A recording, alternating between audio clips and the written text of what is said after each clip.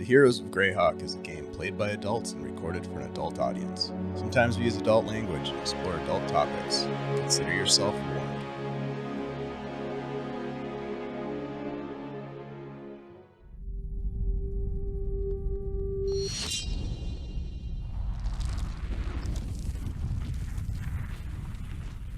My friends, in our last session, the Heroes of Greyhawk took a moment to gather themselves after a harrowing dungeon crawl through the catacombs beneath the Deeg Manor in the High District of Verbobonc, having discovered its occupants, cultists of Vecna, while investigating the whereabouts of Felodrin Karst, a missing friend of the party's new companion Luarn the Fox, and a person of interest to their nefarious employer Zelroth Umbra.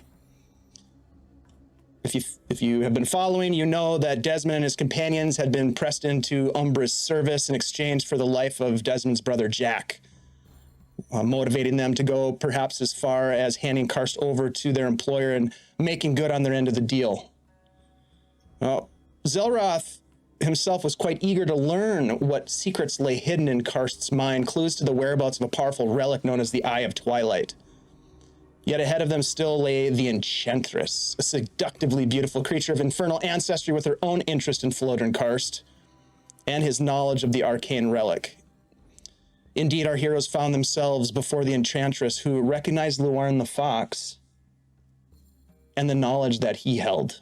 Finished with Karst's broken mind, she penetrated Luarn's consciousness to find the answers she wanted from a charming Luarn. Then, satisfied, she toyed with our heroes, as a devilishly seductive enchantress is wont to do. Now, to their credit, the party fought valiantly against the devil and her minions, though in the end, the enchantress grew bored and disappeared with her trophy. A single word plucked from Luarn's enraptured mind, Osnabrult. Left to die, the party scrambled to evacuate the lair, surviving powerful explosions, avoiding flame skulls rising from the mists. The party raced through the twisting corridors with Felodrin Karst retracing their steps, narrowly escaping the Deeg Manor, now roiling and with flame and billowing smoke. On the street, a fire brigade responded to the blaze. Vigil wardens holding back bystanders, and our heroes emerging within inches of their life.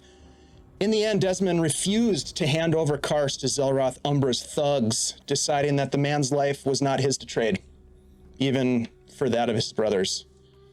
And as the session came to a close, the party realized that both Karst and Luarn the Fox had made their own hasty departure, aided by a pair of potions of invisibility.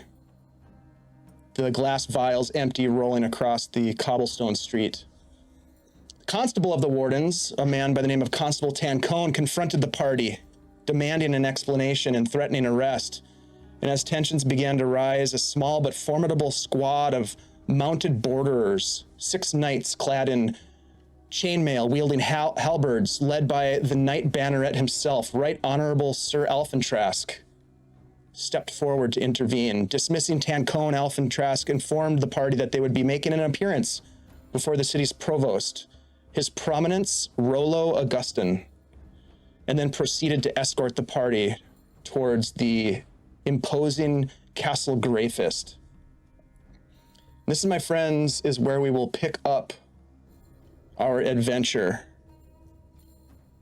You are indeed being led through the streets of Verbobonc towards the city center, a formidable hill that stands there with a castle atop overlooking the city. Ever watchful, the castle sits perched upon that hilltop.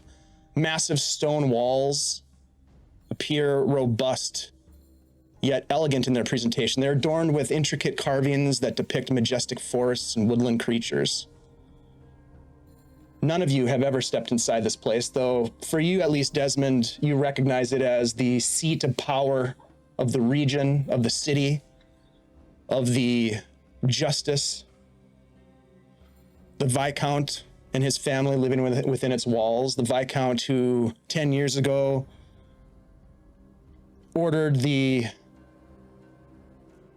troops of Verbobonc to respond to an uprising of sorts near Nulb, a little backwater town where evil men and cultists had been conspiring to raise some unspeakable evil from the depths of some long-forgotten temple.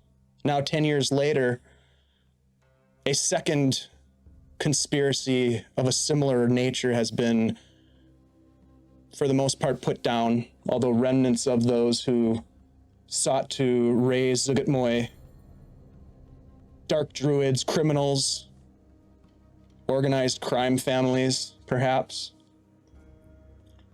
scattered for the moment, but perhaps simply regaining their strength for what lies ahead. I'll give you a moment as you are walking, being escorted by these guards and Sir Alphentrask. The three of you, Nori, Desmond, and Xanthi, not knowing where Luarn, Philodrin, or Alrin have gone to.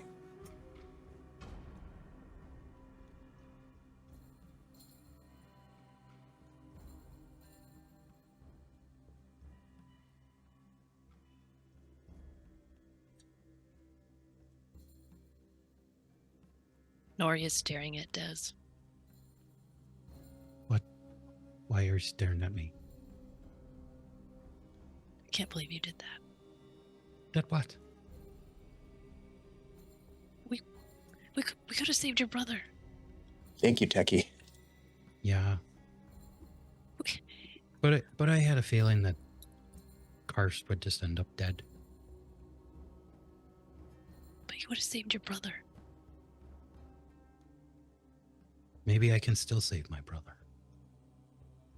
I have no way of knowing if, that evil wizard guy would have actually brought Des's brother back. We didn't. Yeah, I mean, we don't There's even a good know that chance he he would had have his tried to blood. kill me. And he was fucking lying anyway. I feel like it was a missed opportunity. Hmm. I guess Maybe. I'm the only one.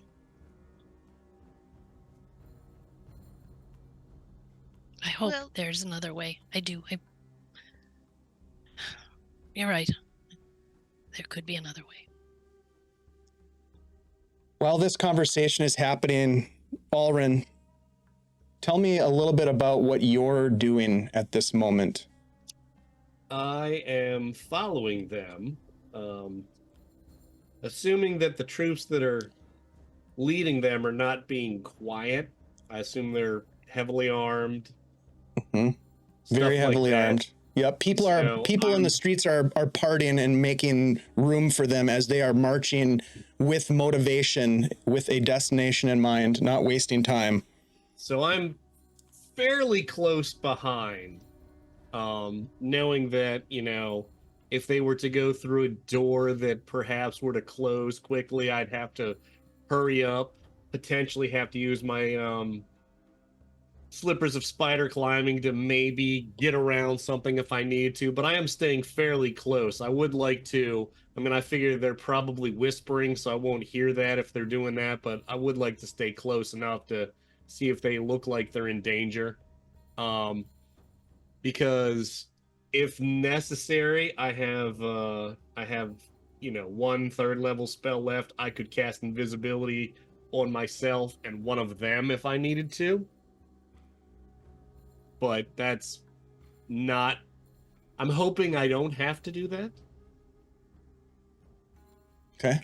Yeah, it's easy enough to keep pace with them. They are speaking quietly amongst themselves, so probably difficult to hear what they're saying, but you are able to keep pace. No one is paying any attention to you. It's easy to sidestep people on the streets as they fill back in behind the small brigade of well-armed knight bannerets, the mounted borderers as they're called.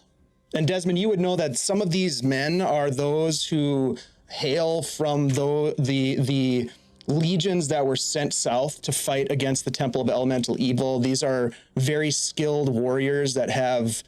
There's a bit of a, I would say, a bit of a increase in recruiting around that time from the lands surrounding the city of Verbobonc and throughout the Viscounty, and so there's a fair number of between the mounted borderers and the vigil wardens. There's a fair amount of what you would kind of refer to as law around here, especially in this district of Verbobonc. Less so in the areas where you would have come up down on the wharf district and some of the like the merchants district and that sort of thing. But yes, you follow them, Alrin, as best you can. Go ahead. Have we been told where they're taking us? Yes, And Castle do we Greyfist. get the impression that we're in trouble? Yes, you do get the impression that you're in big trouble.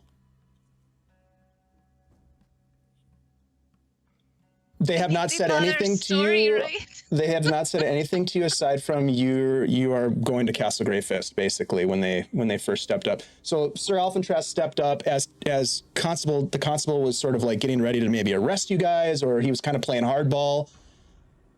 Sir Alphentrast came in and kind of like dismissed him and took over. And didn't tell you much other than that your presence was more than requested with the provost. Now, the provost is the man who is the man behind the man, shall we say. He would be the magistrate that's just beneath the Viscount himself, the one who does, the day-to-day running of government and that sort of thing. So this is a high-level official in the Viscount's court that you're on your way to see. And you can see as you get closer to the castle itself, the four towers that project beyond the walls of this massive structure. There's one in each corner of this rectangular sort of design. They stand well over 40 feet tall, and you can make out as you're getting closer that there are silhouetted figures atop the parapets at their posts, more guards ahead as you are ushered by your escorts up this stone slope that goes up towards a drawbridge that is currently down and leads to a gateway that itself stands about 20 feet up from the ground below. You continue forward through the entry. You take note of these imposing wooden doors, one on each side of you, and there's this iron portcullis overhead, all of them open for the moment. And you count maybe a dozen or more guards at the entrance, each of them saluting the Right Honorable Sir Alphentrast with sort of like a click of their heels and just a very short and emphatic, sir. And he just sort of walks past, not really acknowledging them too much, maybe a hand wave, that sort of thing, as you pass through the heavy wooden doors and the portcullis. And inside of these walls, you see that there is a courtyard of unparalleled beauty. Even this late in the season, as it's sort of like coming on to what would be considered perhaps the winter months. You can see the rustling red-leafed oak trees that stand majestically in the courtyard, yellow aspen leaves that glimmer in the sunlight. It's probably just coming up on midday at this point.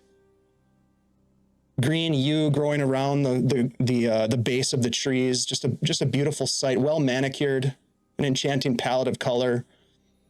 From the gardens, your eyes are drawn to the Tower of the Viscount. This is the tower that you can see from almost everywhere in Verbobonc. It's this 60-foot tall cylindrical tower, an impressive monument. Probably for most of you, I would say, probably the closest that you've ever been to true royalty. And Sir Alphentrast turns to you as he's leading you and walking. You'll do well to address the provost as his prominence to ease the introduction. Be forthright with your information, and this shall go well for you. You're drawn down the path that leads to a somewhat less impressive building at the western extent of the courtyard. As you pass, a gnomish gardener steps out of the way and gives you a polite nod. You continue approaching this meeting hall, and you take note of an intricately carved or worked stained glass windows that frame this finely crafted door, and one of the escorts steps forward to open the door. Sir Alphentrask leads you inside. Below you follow the knights. Each of them, as you enter into this broad hall, takes a station within the hall, at attention. At the far end of the hall, maybe 30 feet, you can see a man sitting at a desk that's flanked by banners that bear the heraldry of Verbobonc. Alphentrask leads you forward. You can hear sort of the echo of the heavy footfalls, yours and his, that are echoing throughout the hall. He motions for you to stop by just putting his hand out. The three of you stop.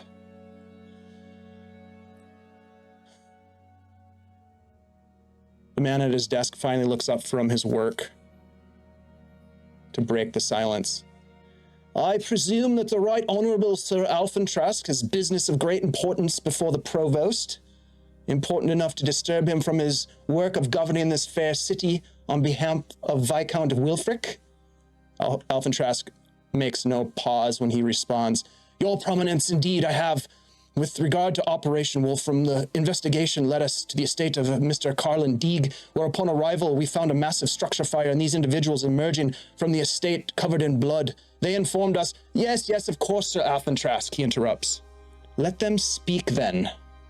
If you would, he's now addressing the three of you, please state your name and business within this fair city and any information that you can reveal about the goings-on in the Deeg Manor. We are quite interested to know your involvement.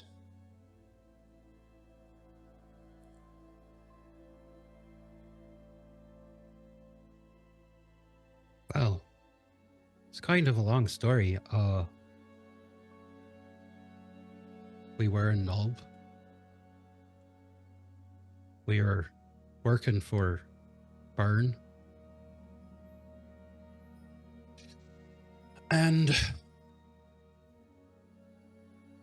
as you may have heard, they're having some problems with the Black Hand up there.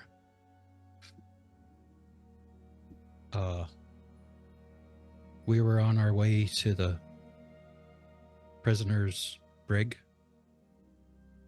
and we walked in on someone killing the prisoners. To be fair, we were not prisoners at the time. No. Important clarification. Indeed it is. Xanthi just wipes some blood off her face. We were working for Byrne. Tell me, you say you worked for a man named Byrne. Mm-hmm. Can you prove this? Oh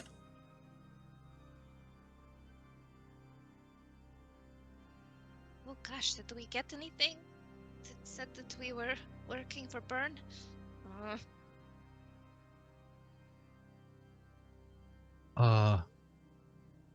You mean like documents or something? Perhaps documents, perhaps something else that you can verify. We will do our own investigation, of course, but you could speed this up a bit if you have a way to prove your allegations.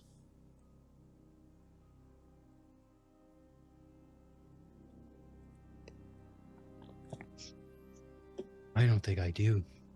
Just kind of had the essentials, I guess. And then you intend for me to take you at your word, is that it? Is the truth. I will Right. reserve Have a judgment as I listen to the rest of your discussion. Continue. Well,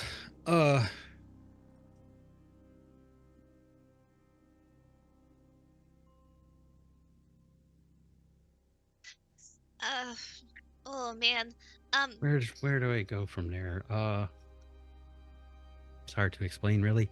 The man that was there killing the inmates was a magic user, and he had created a portal. And as he was leaving, we jumped in after him. We pursued him, because he was a murderer, and we thought it wouldn't be that far away, but apparently it was all the way here. And so we were tracking him down, and we had a few leads, which led us to Diggs Manor.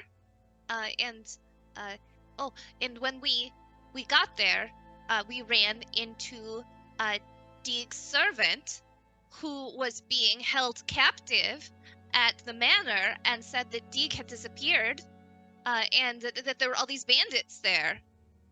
So we rescued him, and then we went into the basement to try to see like what was going on, because there were like lots of people above and also in the basement of the manor, and then we saw these zombies, which was like a lot, and then and there were cultists down there, which were super scary, and Pause there. Cultist, you say? I want to hear more about this. We found something. All right. And Xanthi brings out the bag folding and holds it out to Dez and says, "Dez, would you use your magic hand to take out the amulet we found on that one dead guy?" As you reach to the bag, the guards around you all come to attention with their halberds at the ready. And Sir Alphen Trask just looks at them and says, "At ease." You can see that he has his hand on the hilt of his sword as he's watching you very closely, and he looks to you, Desmond, and nods as if to tell you to proceed. Okay, don't touch it though. Like, we don't want to touch it. We don't know. Like, we've had bad luck with things like having bad effects from touching them. So, Des. Yeah, Des will reach in to the bag with Mage Hand and pull out the amulet. It's the one we found on one of the dead cultists with the hand on it, right? The hand of Vecna on it. Yeah. You found this in the Diggs Manor. Yeah, and he'll kind of like find a spot where, like maybe a table or something to set it down on, so people. There's nowhere to set it down at this point. Oh, okay. You are about 20 feet from him. He's at a desk. Okay. You know, you weren't allowed to approach him that closely. So Des will just kind of hold it in the air out in front of him. Sir Alphen Trask will step forward to examine it. You found this in the Diggs Manor, then, is that correct? In the basement of the Diggs Manor. In that the room kind of connected to a bunch of like catacombs and like a scary game room where like I don't think people actually played games, but it like ate the light. It was very scary. Sir Alphen Trask, can you verify any of this? Sir, the Vigil Wardens are investigating the underground catacombs. I imagine we will have some sort of additional information shortly. We were alerted at the time of arrival that there were undead on the premises. That was me. I alerted. The man we were pursuing, who killed the prisoners in Nulb, his name was Zelroth Umbra. Do you know who that is? It is I who is asking the questions here, not you. Now, underneath this manor and these catacombs, tell me, what else did you find? Oh gosh. Did you find Carlin Diggs? No. We never Even did. though a creepy beggar totally told us that Carlin Diggs was supposed to be in the basement. But you know what? We did find a lot of zombies, so it's entirely possible we just didn't recognize him anymore. We were trying to find him, and we got word that there may be other prisoners down there, but we didn't find anyone. Only dead things. Oh, and a troll. We killed that for you. Lots of freaking zombies down there. There was. They were even in storage areas. Like they were Yeah, they were just keeping them keeping them like in a for room a storing rainy them. day. and just like feeding them dead people. That part is interesting, And right? how is it that you found yourself in such a predicament in the catacombs beneath the Deeg Manor? Well, we've had several jobs as bounty hunters. Let me say, we don't usually rescue them alive. However, because we're not very good, I guess. But we have had several jobs. Oh, that's very reassuring. Now, to get to the chase, why were you there? What is your role in all of this? Like I said, we were following a lead, for Zelrath Umbrak, and then we discovered that. So you work for the Mr. murderer that you No, that's not what I sought said. to I said capture. we were following a lead, and we found the manservant of Deeg, who is still alive and is in a safe place. Which is where? He's at a fancy inn, in the- recuperating from his traumatic event, which is, oh gosh, what It's is right the next to name of Philodrin Karst's place. Is The that Royal really Phoenix. nice? the Royal Phoenix. He should still be there because the room is still paid for. He should be able to collaborate our story that we rescued him from that house. What is your And that they connection were with bandits. Deeg then, specifically? Are you associates of his? Or just happen to No. be searching for him for this other individual, this Umbra? Well, no, yeah, we weren't looking for Deeg initially, but we felt that, our purposes aligned. And With Deeg? to find Well- Deeg, because I guess he was missing.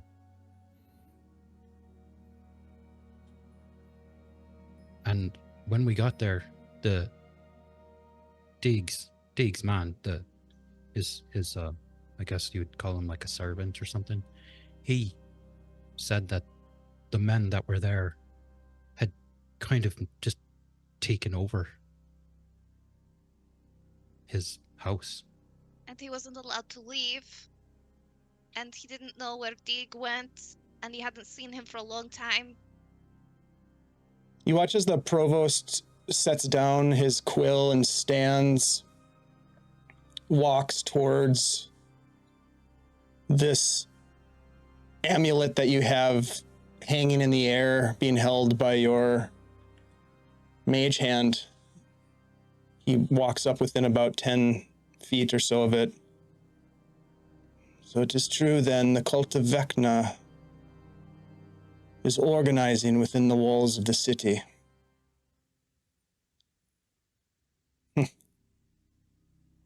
And you, your allegiance lies where? We're sort of a group for hire. We do odd jobs. We're independent.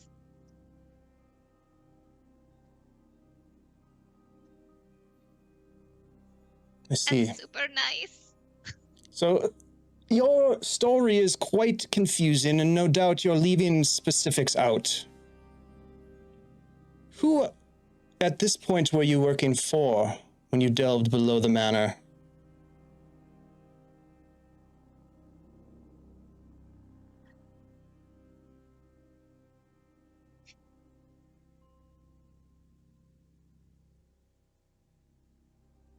I mean, Burn, right? I mean, we're chasing this assassin.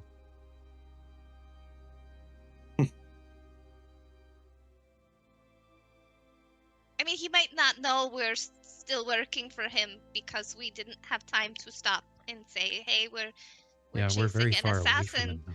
for you." But we are still, trying to do what we said, even though our payment for doing this would have been the freedom of a friend who is now dead.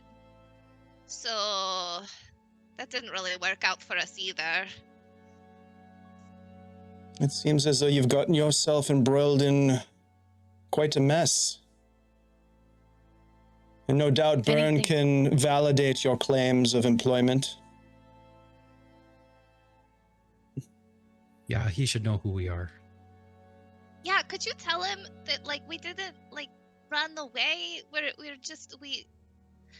I don't have anything to communicate over long distances like that.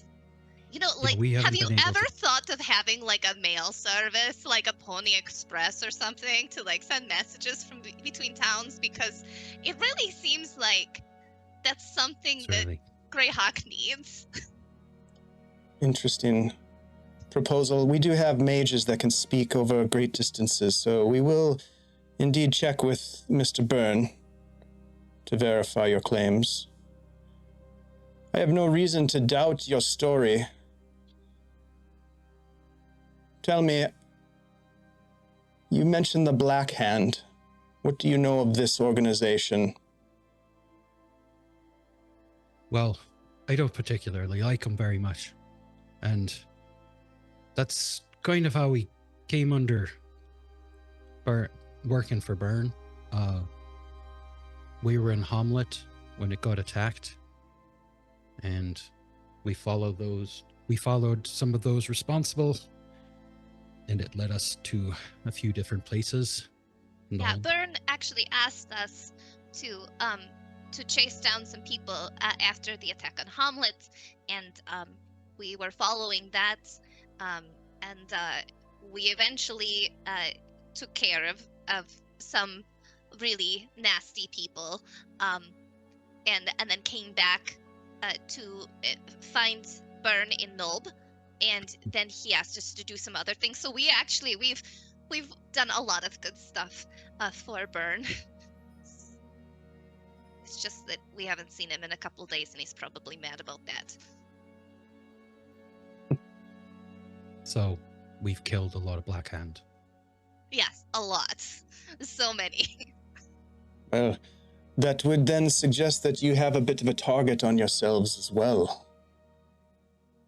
You may or may not know that there are members of the Black Hand at work within these walls. We have done a great deal to disassemble their organization, but as of late they have been meddling in things. They're everywhere. As far as we can tell, they're in almost every city, the area. And, Yes. like, they've infiltrated everything, which seems to be kind of a hard thing to do when they have a tattoo on their hand right out in the open. Curious. Well, Sandy just holds up both her hands. Or one of those stones stitched in their cloaks. arcane magics can be used to suss that out. Or you can just pat them down and find their membership rocks. Indeed. This has been a great conversation and all, but I feel terrible, and so do my friends. Is there anything that we can do? I'm sure we're willing to continue talking to you a bit longer, but I mean, I'm gonna pass out, to be fair. And Nori looks pretty terrible, if anyone is looking at her. Give me a So does perception. Sandy. Give me a persuasion check, Nori. Des looks fairly terrible too. Persuasion. Okay, that's a 11. You do Maybe look just some terrible. water. Yeah, Or a chair. something. This is borderline inhumane. Your prominence. I mean, I'm bleeding on your carpet. There's no carpet. It is stone. I- You must be in Then we're a hallucinating. very sad state. Indeed. All right, well, I guess the blood will come out of Stone easier. We have people to scrub it. Okay. Not a problem. But I am not a man to cause unneeded suffering. Sir Alphen Trask will see to water and rest for you. I would suggest that you take care not to rouse the,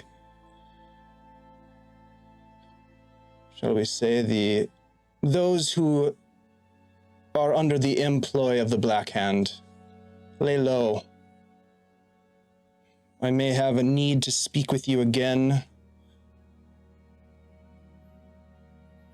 Right Honorable Sir Alphen Trask will be your contact.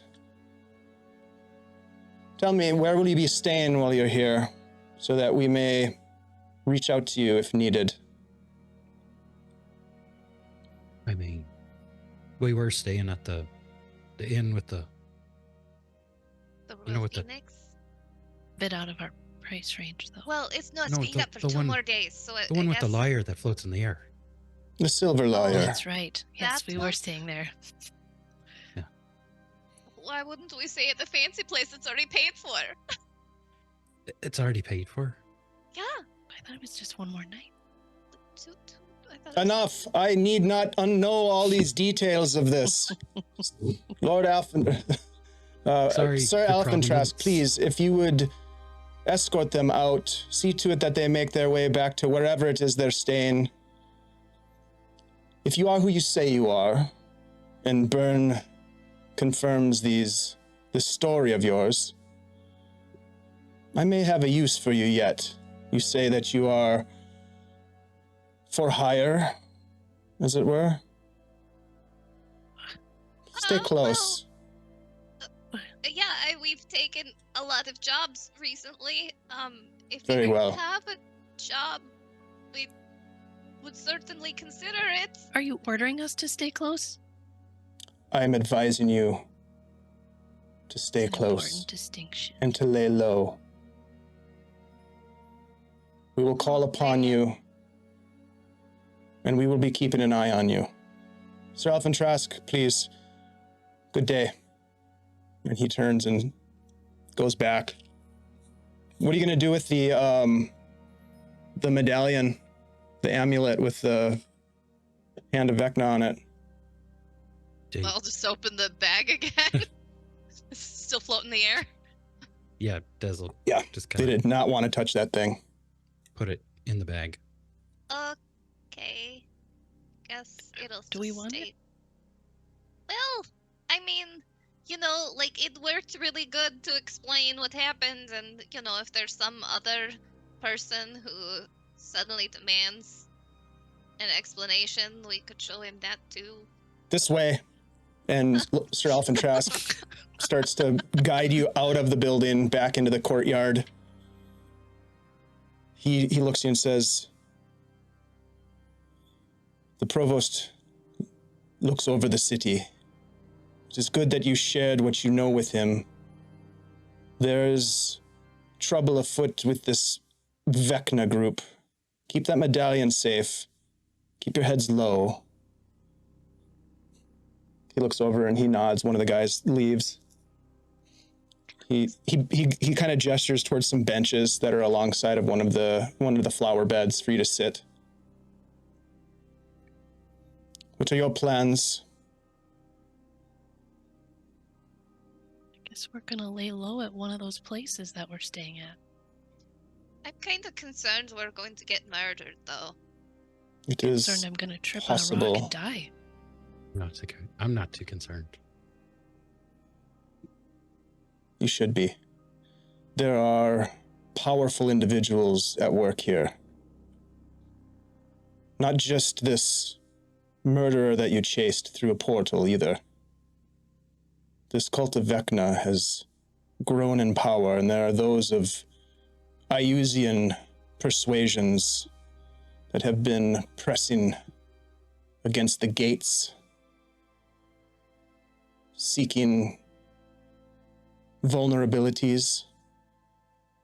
Something is happening along the borders of the Viscounty. We believe whatever happened under the Deeg Manor is connected in some way to these machinations. If there's anything else that you have kept from us, now would be the time to reveal that. He looks over and the man comes back with a bucket of water and some porcelain mugs, fills them with a ladle and hands them. It's like the crispest, cleanest well water you've ever tasted. I wish it was a healing potion. I guess I was just curious, how did you relate to Burn again? Is the Viscount in charge of Burn? Or is Burn is working for Viscount Wilfric, yes. Oh, okay. Then did he tell you about the apocalypse that we stopped? Because that's actually something that we did do. Because we're not good at finding live people, but apparently we're very good at killing demons. Oh, that's wonderful. I had not heard that story. Okay. Well, like I said, there's not a really good mail service here in Greyhawk right now. So you probably haven't heard from him yet about it, but so while we were doing side jobs for Burn, we stopped this evil druid from bringing a demon through a giant portal. What was his name again? Does anybody remember the super creepy demon that we stopped? Des would know, but I don't. Oh, they had to go back so far. Anthraxis. Oh, okay. I think his name was Anthraxis. And I guess it happened the same time as the Temple of Elemental Evil thing happened. So I can understand why it kind of got glossed over. But there was actually two near apocalyptic things happening at the same time. But you're welcome because we stopped it. I'm sure you did. We didn't get really paid for it either. But Well, that's not my department. I'm not in accounting or payroll. That would be for Burn to discern. So there's nothing else that you're keeping from us. Well, there's one thing that we found out that they were after. It's kind of a big thing. Who's after?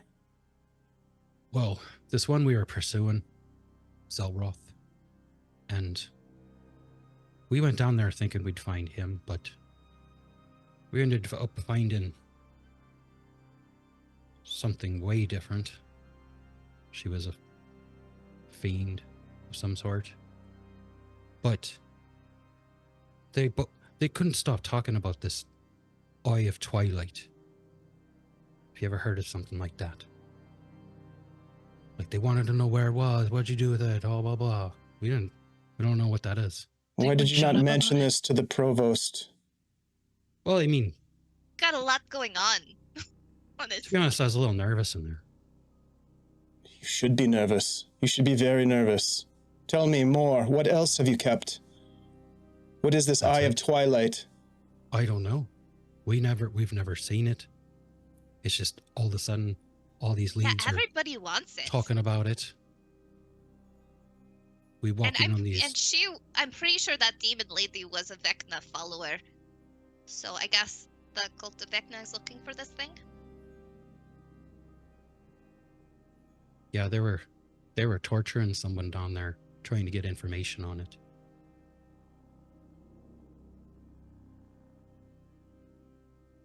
I will inform the provost. Next time you stand before His Prominence, I suggest you come clean with information and not hold it back. No matter how frightened or intimidated you are, the best policy is always honesty and forthrightness, not subterfuge and secrecy. Well, like a lot of things have happened in the last several months, and I think it would take a really long time if we wanted to go over everything. Well, now you know. Now you can take the information back. Let us go.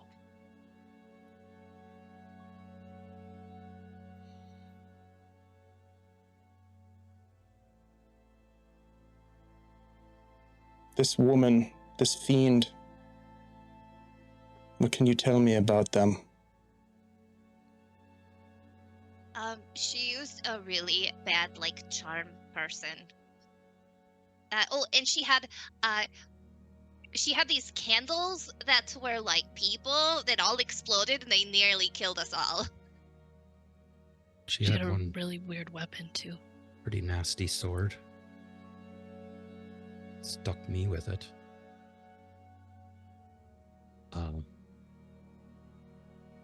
Did you catch her name? Did we catch her name? Trying to think. Thanks, Armin. I don't want to say it out loud. I think something happened last time I said it out loud. I mean, it's what they called her. Oh, right. She had like a nickname, right? She was called the Enchantress. The Enchantress. We all said it at the same time. She's gonna show up. Is that like saying it 3 times in a mirror? Yeah, it's the same exact. You are a strange lot. We're the Golden Shears. We nearly died. Excuse so me? I could hardly blame us. You are what? We're the Golden Shears. We make coffee. Also bounty hunters and mercenaries. We're a multifaceted group. Yeah, we have lots of interests. It's good to have a diverse business plan. Mm-hmm. So we thought. Very well. If there's anything else that you think of, send a runner to the gate. I will be in touch. And as the Provost, His Prominence mentioned, we do have eyes everywhere. So if you have deceived us in any way, we will learn of it. But for now, take care of yourselves. Gather yourselves, rest. Okay. My men will see you out. He turns and he walks back towards the building where the provost was, and his guards walk you back out through the courtyard and through the gate, back down across the drawbridge and down the ramp to the streets of Verbobonc, where they turn you loose and they turn around and march back into the castle. You find yourselves standing before the Castle Greyfist. What would you guys like to do? Hey, thanks, Baptized and Pus, for the resub. Appreciate you. Oh, we're close to a hype train. Oh yeah. Should we head back to our inn? I think so. Yeah. Silver Lyre. Oh. Why wouldn't we're not going to the nice place? Well, we can't pay for the nice place. It's already paid. Like one Then more we're gonna- night. At We're gonna have least. to tell Hear Me we didn't find his. Thank you, Fine, Phantom. Deke. Appreciate All right, let's go to that. the fancy place. Just so you guys are aware, I know that Jose is not here anymore. But you guys would know that if this matters at all to you, those 2 thugs of the Black Hand know that you were there. They were standing outside the hotel. Don't know Wait, if that's a Black factor Hand for you guys. thugs? Well, those 2 guys, those 2 fellows that have been following you around. Okay. The guys who worked for the evil sorcerer. Okay. Yeah, I mean, I say we just go back to the Lyre, right? Thanks, you guys, for the hype train. Appreciate you. Thank you, Scottish Jeff. Advantages for all.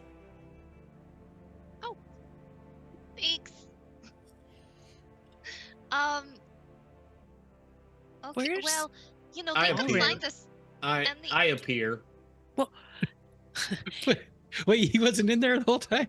We He were was kind of invisible. wondering what happened to you. I am shaking my head going, that was very painful, you guys. Your story was all over the place. Holy Well, Oh, maybe did- if the person who's the most eloquent hadn't disappeared.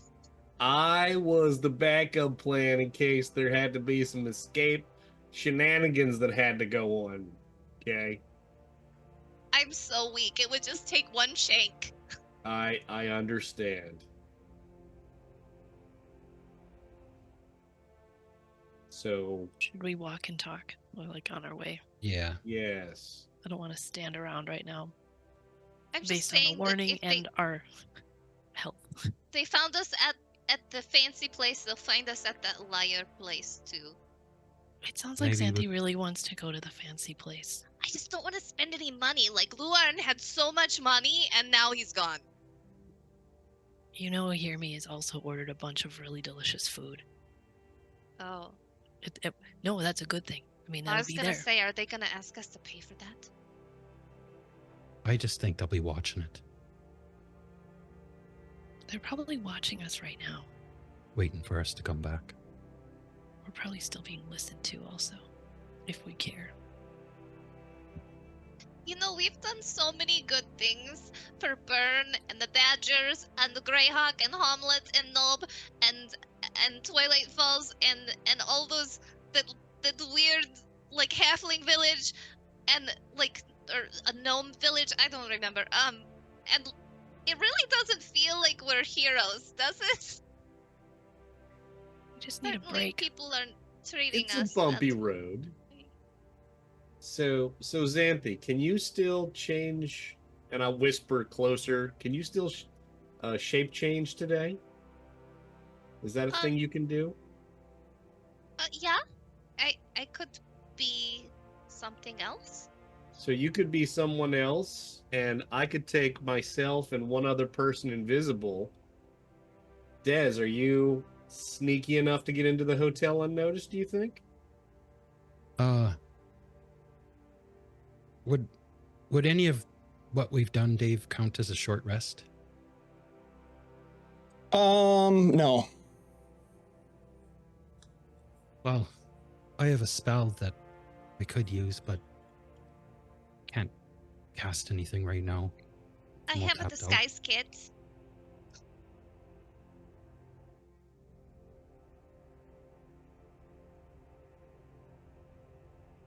Got if nothing that helps. right now. I mean,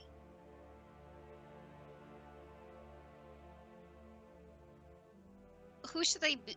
Who do you think I should be? Who? Be yourself. I mean, if all four of us can't get in there, there's no real use going there then.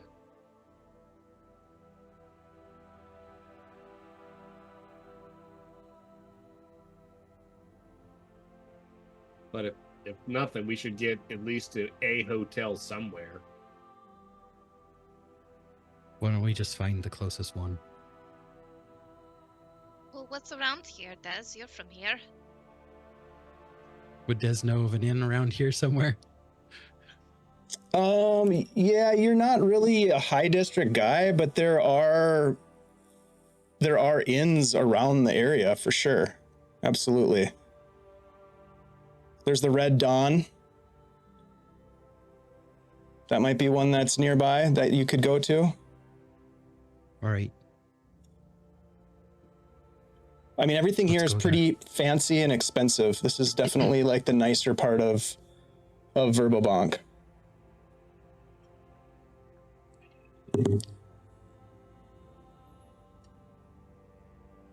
so we can't all disguise ourselves in one way or another, or be hidden. Wish I knew what Just Jag three looked of the like, four of so, us. so I could impersonate him and put everything on his bill. Like, I mean, if they did let us hang out here for a little while, I could manage something. Why don't we just look like Luarn? They've seen him just yesterday. Just say, charge it to that room The Underhills. that I bought. Keep paid in advance.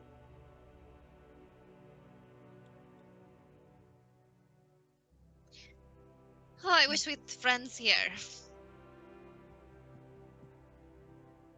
Yeah, but would you want to drag him into this? Like, Let's just go find the nearest one, nearest inn. Okay, sure. We look for an inn. Yeah, Des will just pull his cloak over himself, like pretty far, just so people on the street can't really see who he is. And Okay. we could always press the digitation real quick to clean up. That'd probably be helpful. So at least we're not bloody and super noticeable. So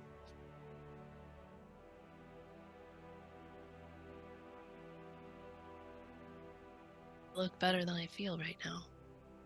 Yeah, even with prestidigitation, yeah, Xanthi still looks real hungover or something. Like she looks unwell. Yeah, it's not hard to find an inn. There's a place that is nearby. You see, it's called the Bridgeforth Inn. Solidly constructed stone building. Kind of a Tudor style design. Out in front, there appears to be a very popular beer garden. There are people sitting as if on the streets of Paris at small tables, carrying on, laughing, drinking, smoking pipes. They appear to not have a care in the world as you walk up to and stand in front of it. You can see that white uniformed butler types are bustling about, taking people's drinks, empty drink glasses, and bringing full glasses back to them.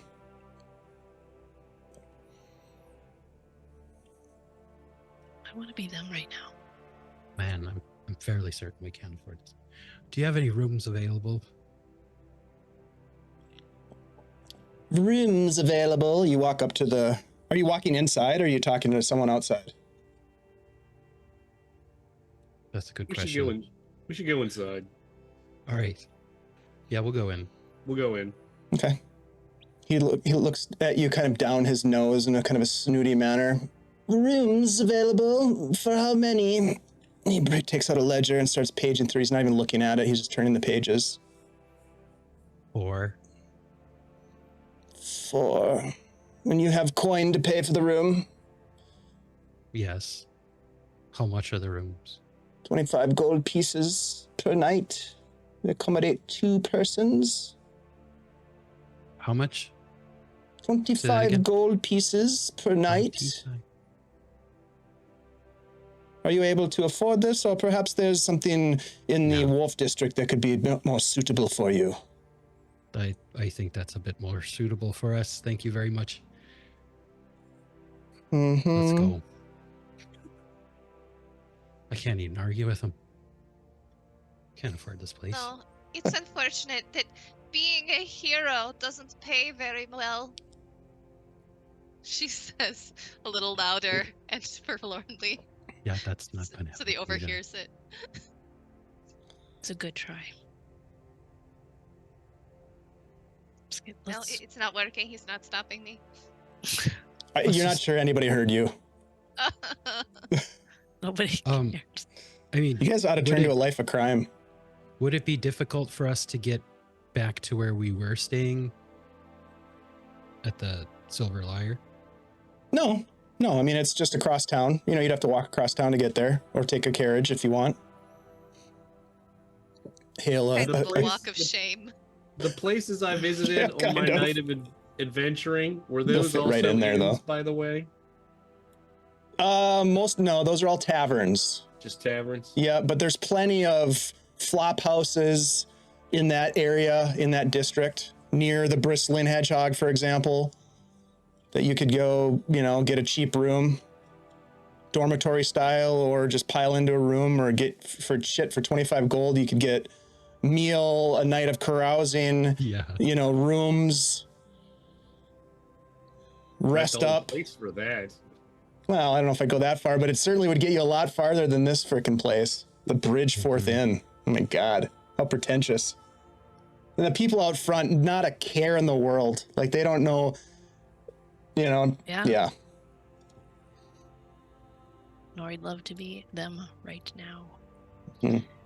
Let's All right, so go we'll to the make our Silver way. Lyre. Yeah, we'll make our way that way, and if we come across a cheaper inn on the way to the Silver Lyre, we'll take that. Sounds good. You guys make your way back to the river district down by the wharf. Takes you by foot 40 minutes or so, passing through the outer gate, the river gate as it's called, that faces the Velverdiva River. As you walk into this district, you see the whole transition from leaving this high district and the beautiful buildings, the clean streets, the people dressed in their finest. And as you work your way into the merchant district, it's more of the blue collar, respectable blue collar workers and businesses. And then finally out through the gates and into the wharf district, where you see, at 1 or 2 in the afternoon, you see a man passed out in wet pants and in his own vomit, laying in the gutter. Children running that's more around like as if it. they just got into trouble and are being chased by some man in a, with his shirt off, like waving a stick at them. Look out. It's just chaos. But yeah, you make your way back to the Silver Lyre, and the Silver Lyre is not a dirty, nasty place. It's a decent place, but it's in a nasty, kind of a darker part of town. Affordable. It's affordable here. It's in an affordable part of town. Yeah. And there's a lot of people there in the afternoon already drinking, probably a lot of Renee travelers, sailors that have come off of the river from the cargo ships that do business along the river itself. And you walk into the place, and easy enough to get a room. The rooms are relatively cheap. There's a common room, there's private chambers, depending on what you're looking for. Let's just get one room, stay together, Safer. keep watch. Yeah. Yeah, you're able to get You're you're able to get a room that you can all sleep in for 2 gold pieces. They bring in some extra Doesn't pay. beds for you, so there's a bed for each person. You pay a little extra, and they bring in some beds.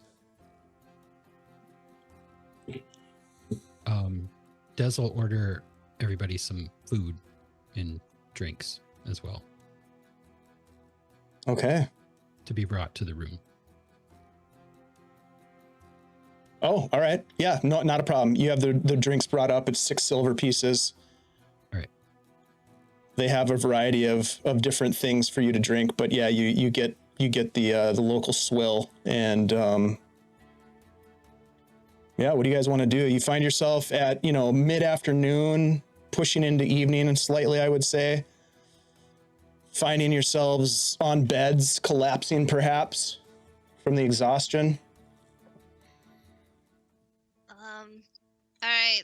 Before I go to sleep, someone hand me that snow globe. Wait, no, I've got the bag. Hold on. She just said, pulls out the snow globe and casts Oh, yeah. identify on it. That one. Is that because I have this possibly magic hat I found? Oh, you want to do that one instead? I'm curious about what it was. It was near where the troll was. Okay. All right. She puts the snow globe back in the bag and reaches out for the hat. All right. Identify.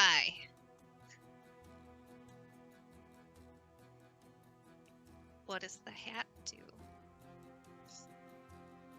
The hat that you found in the catacombs, in the room with the zombies and the troll, Yeah. you cast identify on it. Give me an Arcana check. I would like to do it with advantage because I'm rotten at this. Okay. I Thank you give to you the bardic chat. inspiration when you do that because I can do that when you're doing stuff. Okay. What's your bardic? So that is going to be a D8. Ooh. And then I'm going to cast a healing word on Nori, because Nori looks like she's about to die. Yeah, big shout out to the chat for providing our heroes with the advantages that keep them alive and allow them to identify hats. Thank 7 you. hit points. Thank you, Elrin. What a guy. Use 'em. 18. Use them or lose them. 7 is a lot for this little gnome. Yeah. You were down to what, like 2 hit points? I was down to 5. I'll cast my So last close, one on you, so then. close. You get 6 hit points. Thank you. I have Feels I have better. 1 spell slot left. Hold on to it. I will. I'm gonna. All right, so what'd you roll on your Arcana check? 18. Very nice. This is the Hat of the Bard. It is a very nice hat that grants its wearer, should they be attuned to it, an extra bardic inspiration die. Once per long rest. All right. She hands that back to Alrin and explains that. It's definitely a Bret Michaels inspired pink, wide-brimmed hat. Don't worry, I've got a red hat on the way ordered. Let's see how it looks. Yep, Does I'm it sure match it will his be perfect. Crocs, though? It's definitely bejeweled. The hat itself is bejeweled with little, like, almost like rhinestone like gems. They don't appear to be very valuable necessarily. They're more gaudy than anything else. It's kind of like, you know, those jeans that have like the weird Bedazzled. things, yeah, on the Bedazzled, yeah. butts. It's kind of like that. Bedazzled. Yep. Yeah. Yep. It's a definitely bedazzled hat, but it grants you 1 extra bardic inspiration die per long rest. Between that and the shoes, yeah. It's a thing. It suits you. Bedazzled hat and Crocs. It's a So stylish good. package right there. It really is. All right. Is there anything else? What he wanted me to do? You guys are Oh, going to take I a rest, suppose- I'm assuming, at this point? I think a long one. If we, Yes. Right? A long, Even though long it's, like, rest. Afternoon. That's right, the Bardic Yeah. Hat by Affliction. Bardic Hat, our next band name, Chad. I'm in. Okay. All right, so our heroes have found their way to the Silver Lyre. They have identified Bret Michaels' missing hat. They are going to take a long rest, and this, my friends, is where we will also take a short rest as we Magic step hat of away Michaels. to gather ourselves, fill our empty flagons, and then we'll be back in just a couple of minutes. I want to make sure that I point out, because I did not mention this at the beginning of the session, we do have a giveaway from our good friends and sponsors at CZRPG Publishing. They have been with us for, gosh, a long, long time. Awesome people, and they give us stuff to give away to you. And tonight, my friends, we are going to be giving away Esmeralda's Guide to Ravenloft. I think I went through this last time. It's amazing. It is a PDF, 170 pages, 12 new domains of dread, 30 monsters, a bunch of new lineages, including the Lycan and the Shade. You know how many maps there are. I can't even explain how many maps there are. It's unfathomable. They put maps out like it's nobody's business. You can be the lucky winner of this thing if you type !drawing and get in on the giveaway. We will draw 1 lucky winner at the end of tonight's session. So good luck to everyone. Thank you to CZRPG Publishing for giving us the sweet, sweet loot. If you want to check out all the stuff that they have available in their library, go check out their Drive-Thru RPG page. And yeah, we'll be back in just a couple of minutes. Thanks, everybody. Appreciate you.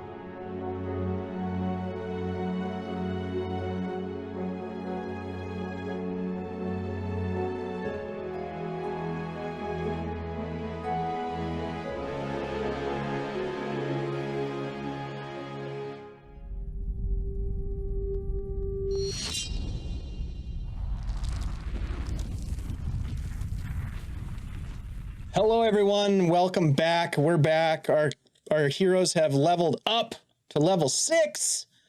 Hip, hip, hooray. Congratulations, everyone, as you complete your long rest in the Silver Lyre.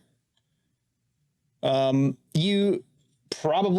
of you probably crash out relatively quickly as you collapse into your room. Beverages are brought up, and you find yourselves resting away. Long rest has been achieved, and as that end of that long rest comes, it is probably somewhere around midnight on the Wharf District in Verbobonc. What would you guys like to do?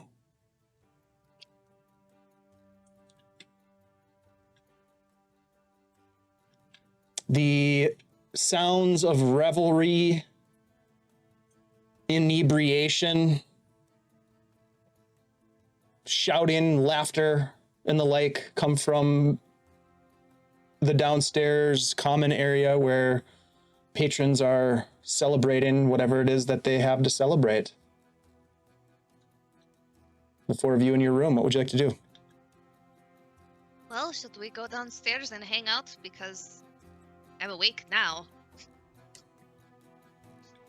How much danger does everyone feel like we're in being in the city now? I think we need to get. There are What else a do we lot need of do forces here? against us right now. I mean, what else are we doing here? I need to go. Yeah. I mean, What are we gonna Hey, Doc. guess- do? Anything else with before I leave, Umbra? I'd just like to say the dogs one more time. Okay. And I'll probably stop by one of the places I did during my investigation just to say goodbye. Hey, what's up, little bird? Doc Shoulder. Welcome in, guys. Okay, so there's a visit with the dogs, a visit to the Bristling Hedgehog. Okay. I want to stop at the Abbey before we go. Okay. Muted. You're muted. So that would be like the next day. Probably. I mean, they could be up praying all night, but probably tomorrow. Yeah, they wouldn't be open until probably the morning, but you could do that like before you leave town. Yeah. Presumably. Sure. Absolutely. Okay. I mean, my place we could do now because it's a seedy bar. They're open. This is actually they're probably the busiest right now. Yeah, we should stay together. Up for an adventure. Des, are you gonna see the dogs tonight too? If there's time. I mean, we can Makes go sense. there first if you think that's better. I mm, just want to get these things taken care of. You know, maximize our time.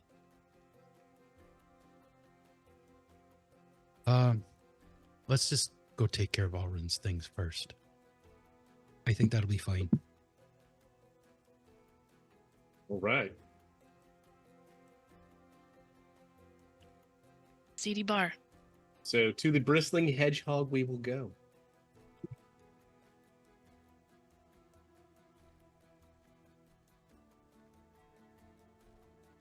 Sounds good.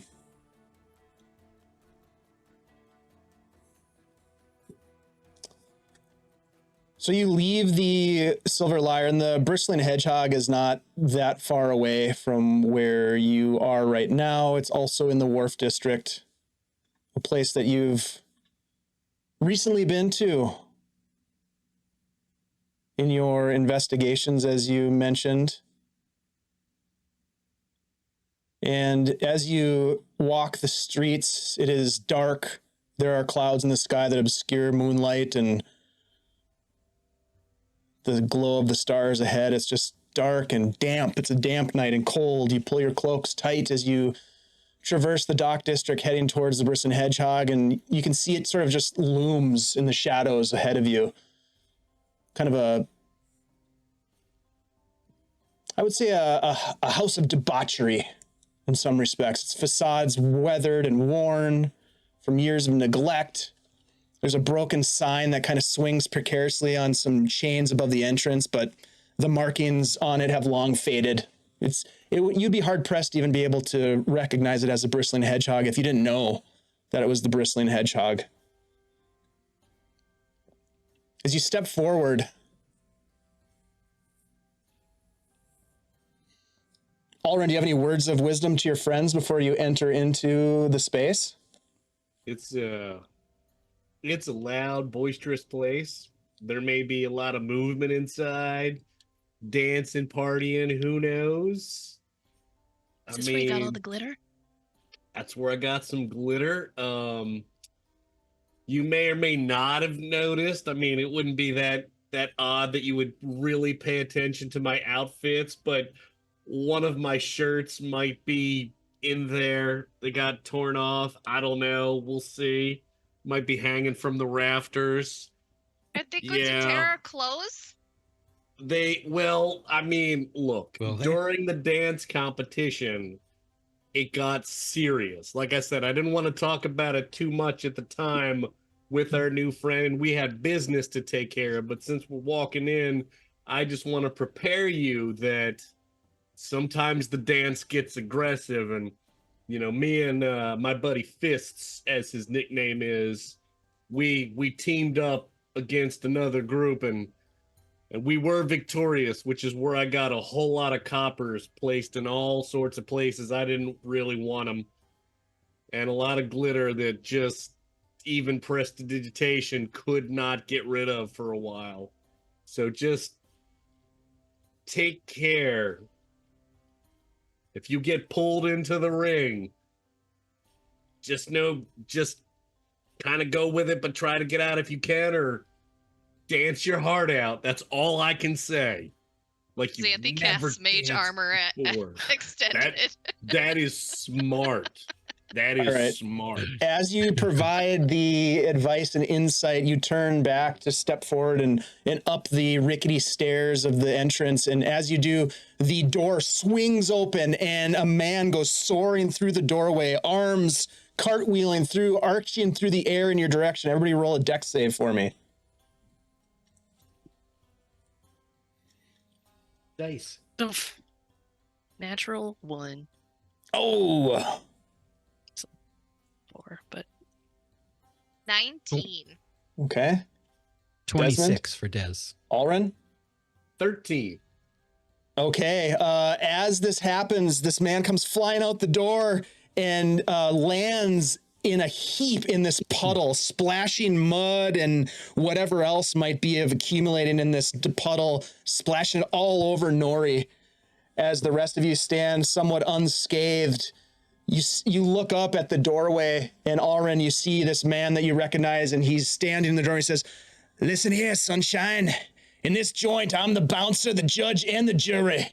And right now, I'm ruling that your antics are in direct violation of the don't be an idiot policy. Consider yourself evicted." And then he kind of turns around, and then he stops for a minute, and he turns back to you and says, "Well, ain't you fancy?" And you look up and you see this stout dwarf. He is basically just has this tank top, this white tank top that has some stains on it. He has tattoos on his arms, and he's got this sort of grimace face that is now quickly turning into a bit of a grin as he sees you, Alren. And he says, "I didn't think I'd see you back, especially after you head over to the Capieras sisters. After they got their hooks into you, I figured you'd be long gone. Hello, Fists. I'm back. It looks like you brought some friends. Well, come on in then. You don't end up like that guy." And you look down, the guy's just face down in the mud, and then he looks over at Nora and says, "Sorry about the mess, ma'am." He takes a towel off his belt, and he just kind of hands it out to you as you walk it up. probably couldn't be helped. That guy doesn't look like a dancer. No, he ain't no dancer. And he doesn't pay his bar bills neither. Well, we just can't abide by that sort of Negligence. Now come on in. Have yourself a good time. Welcome to the Bristling Hedgehog. The name's Declan Dunderfist, but you can call me Fists. Come on in. And he ushers you inside, and you enter and you can smell the acrid stench of stale beer and maybe rotting fish. Kind of assaults the nose, the senses. It kind of mingles with this dense cloud of smoke. You can see that there's just thick pipe smoke in here, very little ventilation. The tavern is kind of shrouded in this perpetual haze, illuminated by the dim glow of guttering lanterns and an occasional flare of the hearth when someone throws another log on the hearth. Outside in the Wharf District, it's cold, like you could see your breath and that sort of thing. Inside, it's warm, it smells, it's rich. You see around as you look real quickly about this space, kind of sort of taking it all in and getting a sense of your surroundings. You see patrons that are huddling in dark corners, their faces obscured by the swirling smoke. You can see all sorts.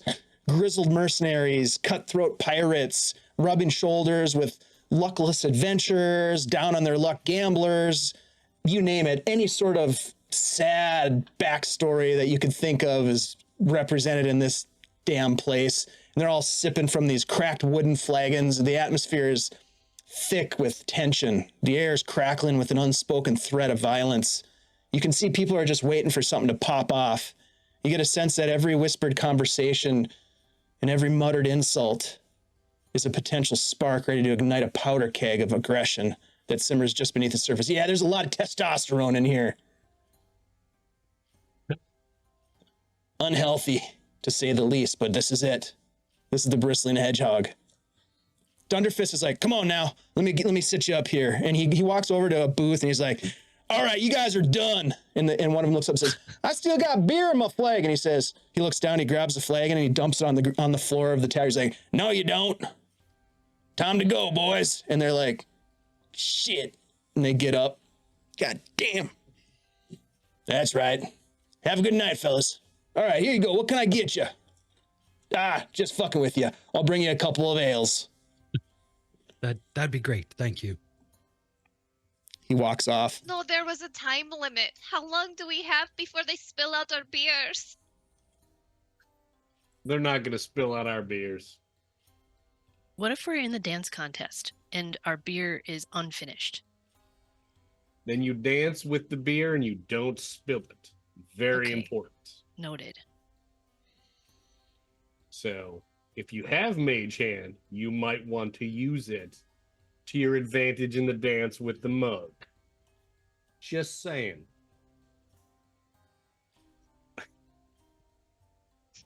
About a minute passes, and one of the workers at the bar, a skinny man, frail looking, carrying a platter of beers as he's walking. He's avoiding some of the patrons who are like bumping into him, but he seems very dexterous, as if he's making every dex save that he's been told to make as he carries this platter with all these beers. They're kind of like spilling or threatening to topple over, but he manages to keep them all on the platter as he comes over and he sets one down. He says, this one's on the house. Enjoy. And then he goes on and he walks over and gives a couple other out, and you can see people are paying him and he's putting the coins in his pocket, and he kind of like elbows somebody out of the way as they're kind of bumping into him. The place is very busy on this night. Xanthi, this seems like a trap. Remember those other drinks that were supposed to be comped? Let's have our money ready this time. Right.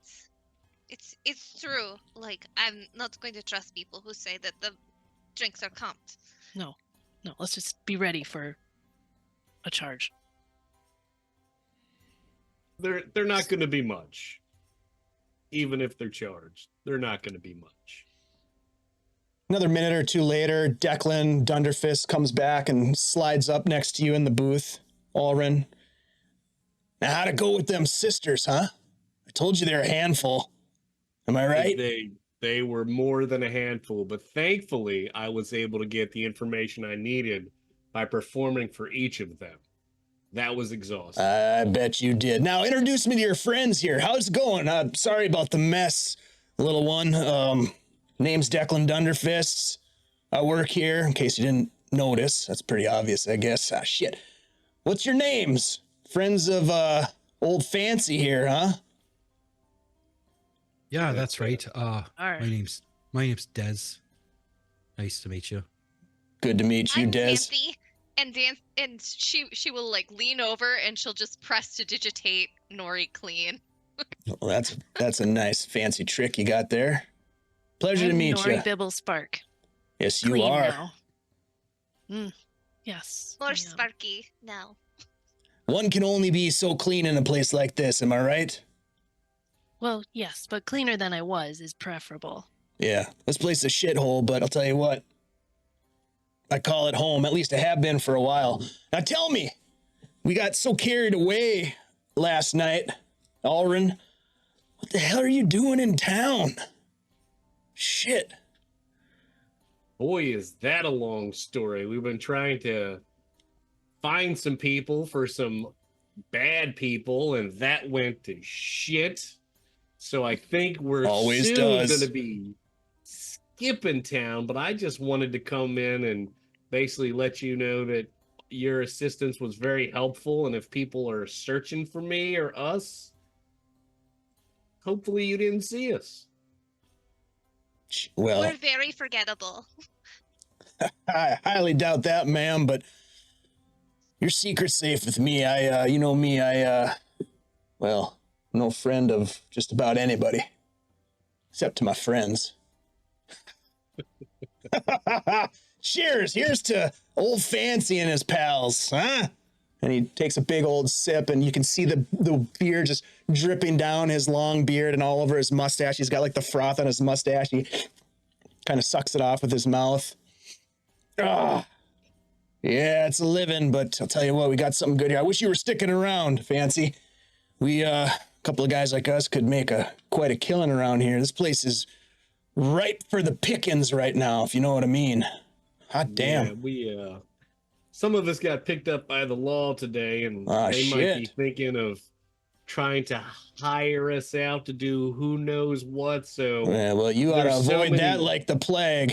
You know what I there's mean? You so don't want to many be strings being pulled at us right Yeah. now. You don't want to be working for the man. Always work for yourself. That's what my father said.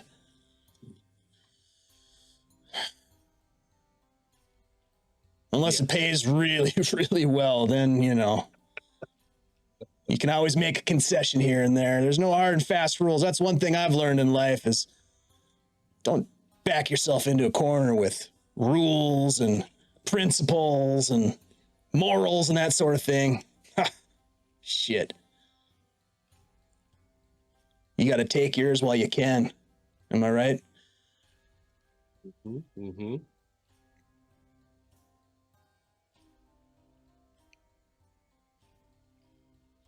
So,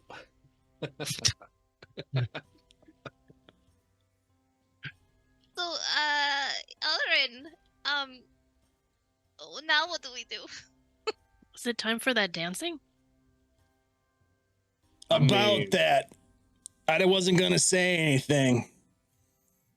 But take a look over my right shoulder. And Alrin, you look over and you see these two halfling twins. These two little fellas that you remember vaguely from last night. well, I had the drinking contest first, and then I came here. So, yes. Well, you know, I hate to brag, we dominated those two little half fellas in a good way, consensually, in a dance contest. And well, they're looking to want a take us rematch. on again tonight, pal. I wasn't gonna put it to you, but the minute they saw you walk in, they started whispering in my ear about a rematch, and they got some coin to throw down. I'm not turning that challenge down. No, of course not. You guys watch as across the bar, there's these two halflings that are sitting on this high top table. They're on the table drinking beers. They're just kind of looking at you. And as all of you just totally obviously look over at them, they just kind of nod. do one of these. Declan just kind of like puts his hand up like, yeah. Now look, I don't know if you're up for it, but we could take these boys a second time and really put them in their place. What do you say? I'll take some coins out of my purse and slap them on the table. Oh, yeah. All right. Oh, shit. All right. Hold that thought. Get yourselves another beer. I'll be back in a second. He gets up and he walks over and you watch him as he goes over. There's these two men scuffling. And he comes in and he just grabs one and just punches him across the face. And the guy just goes limp and drops to the ground. These other two guys come up and grab the guy that got knocked out and they drag him out of the bar and throw him out. And then you can see him like he's talking to the other guy and the other guy's kind of cowering back. And finally, it seems to be diffused for the moment. While he's doing that, I lean into the table to sort of talk to the party and say, I'm going to be honest, I really wanted to come here because I didn't remember exactly what happened last night. I know I got information and it led me to where I was trying to go, but I wasn't really sure how it all went or how everything stood here. And I needed to know, because I was almost blackout drunk when I got here. But the dancing sobered me up a little bit for the next place. But I just, I wanted to make sure there weren't any loose ends that I was leaving here, that there was a problem. Other than the sisters that you performed for. But I got information for that performance. That was the key, which I remembered some of that.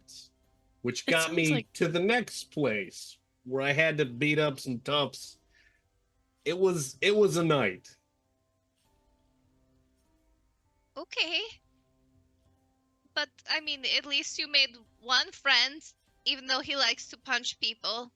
Oh, I've known him for a long time, actually. I just wanted to make sure we were cool. I didn't exactly remember how the night ended. Specifically. So you're going to dance again? I think I might, if that's all right with you guys. I would prefer it no other way. My money's on you, for sure. Do we bet look on at those guys or? over there. You absolutely should bet on this. The whole bar is going to get involved. I didn't have, I don't see, again, I wasn't on my game with the betting last night, which is why I left with so many coppers everywhere. I don't want to walk out of here with coppers everywhere. Coppers spend the same as silver. They do, but they're uncomfortable. Yeah. They're uncomfortable. Oh, you I'm can gonna be only put so interested to many of see. them in your leather pants. It's no. Before the chafing? All beggars can't be choosers. Yes. Okay. Well, and then there's the accidents. I left a trail to the next two places, I think, of coins. Well, I don't want you to get any more copper burns. No, thank you. Declan comes back to the table with another round of drinks, puts them down on the table for everybody. And it's almost like the beer is sort of like seeping through the mugs. You got to kind of drink them fast. They're cracked and leaky. He's like, it's not much to look at, this Bristling Hedgehog, but shit, I've been making a pretty penny here, Alrin. If you were sticking around, I'd cut you in on the deal. I got a little bit of a, I don't know what you'd call it, maybe a protection racket going with a couple of the taverns down here in the Wharf District. They pay me and a couple of my boys, I call them the Bully Boys. Kind of a cute name, but we like to, keep things orderly like, and in exchange, they give us a little coin. And when we don't like the order so much, we kind of let things slip a little bit. And then, they remember why they hired us in the first place. It works out real nice. You sure you gotta leave? I could use someone like you around here. I don't know, fists and the Bully Boys rolls off the tongue a little bit. It ain't bad. We could be fancy fists once again, my friend. It'd be a goddamn fancy feast. We may have to take you up on that on another time. Like I said, we got a lot of heat on us, and we're gonna have to cut out not too long. But Well, I'm I'm sure ready a for the little nut. I'm sure a little dance-off competition won't raise any eyebrows or attract any attention or anything like that. Here, I'm not worried about that, man. Good, I mean, good. if they didn't notice me last night, they're not noticing the goods. You remember these two fellas? And he kind of gestures back towards the halflings who are pounding beers on as they sit on the table, their little legs dangling off the top of the table. They're just looking at you guys like, one of them kind of shrugs like, are we going to do this? I'm not gonna lie, I had a few drinks last night. I thought there were 4 of them. I'm much happier that there's 2 of them. Yeah, well, they're not to be trifled with. They call themselves bell bottoms, and they are the twerkinest 2 halflings I've ever seen. They Let's they roll. look pretty spry. Let's throw some coin down and get this on. All right, let me get The things shorties started can here. Dance. I'm gonna go talk to the minstrels over here. We got some new minstrels, a half elf and a goblin duo. They're pretty good, but I'll see what they can give us a little bit of dance and music. And Did he you gets say a up half and elf and a goblin. he gets up. Yeah. What do they what do they call themselves? I don't know. I'll ask them. Like their names, the band Yeah. name. The Sure. name of their band. Yeah. I'll Yeah, ask them. what's them. the Know name that. of that band? We'll find out for you. Know it when we hear it. Fortune's 4? We'll find out. All right. So he Rebel walks Hearts? off and he Rebel starts Hearts, that's it. talking with the 2 minstrels, and they're sort of nodding their heads like, yeah. He walks over to the 2 halflings and has a quick conversation. And you get a sense now that as the music stops, things are about to pop off. And the 2 halflings jump off the table, land on the ground. Then they walk out, and Declan walks over and says, all right, everybody, we got ourselves an old-fashioned dance-off. Now look, you know me, I like to shake it. And I got one of my boys in town, and when we dance, we get fancy. We're the fancy fist. And it looks like we got some challenges. Isn't that right, little ones? Yeah, that's right. We're the bell bottoms. We're going to twerk our asses off. Now look, here's the rules. Each duo does a dance, and then you're going to clap. And whoever claps the most loudest for the dances means the dance is going to get a point. And we got 3 rounds of dancing. Whoever gets the most points in those 3 rounds is the declared winner. Now look, get your money out. My boy Harvey is going to be taking bets. Harvey, wave your hand so they know who you are. And you look over and you see this tall elven guy who looks super uncomfortable. He's like, hello. If you want to make a bet, right over here. All right, so we'll give you guys about 10, 15 minutes. Make your bets. Again, Fancy Fists or the Bell Bottom Boys or something. Yeah, we're the Bell Bottom. Yeah. All right. So the minstrels start playing their music again as the crowd starts to get pretty excited. There's sort of some cheers and some hoots and whoops. And a bunch of people go over to Harvey and start making bets. Do any of you want to make some bets? Des Sure. will Yes. Des will bet 10 gold Okay. on Fancy Fists. Okay. What kind of money do we have in our bag? Peeking in a loot bag right now. That's Dez's pocket change. Just so I you don't know. have any of that. What's in the bag? We got 175 gold in the loot bag, and odd silvers and I imagine you coppers. guys are sort of huddling around at the table, just like, okay, how much do we have? Like, Yeah, you don't, spread- this is not the kind of place where you're going to pull a coin out and start counting it. No. I go up and drop off 25 gold. Okay. Can I take 10 out of this pile? Sure. Yeah, okay. And Well, basically Xanthi will for- put down 10 as well. Okay. Not For for the her own personal ease, money. for the ease of this, if Fancy Fist wins, you'll double your money. If Okay. Fancy Fist loses, you'll lose your money. Just to keep it simple. All right, so we have Desmond with 10 gold on the line, Alrin with 25, Xanthi with 10, and Nori, are you betting? Yeah, I've taken 10 also. Okay, so 10. All right. And you're also betting on Fancy Fist? Are you going to bet on Hell the yeah. Bell Bottom boys? No. Okay. Just checking. Okay. All right. Everything is going crazy. The people are super excited. They clear off. There's this little raised platform that suffices as a dance floor. It's raised off the ground just ever so slightly. They move the tables out of the way, and you can see that there's this goblin and this half elf minstrel as they're sort of like they stop their sort of drone in music as they get ready to really kick it up a notch. And Declan comes back and he takes his shirt off and he just kind of puts it on the table and he starts kind of like stretching a little bit. Nori, give me a charisma saving throw. Oh, Jesus. As he's kind of limbering up. All right, look. Oh, the 19. yeah. All right. He's a little rough around the edges for me. Yeah. Yeah, he's a little old.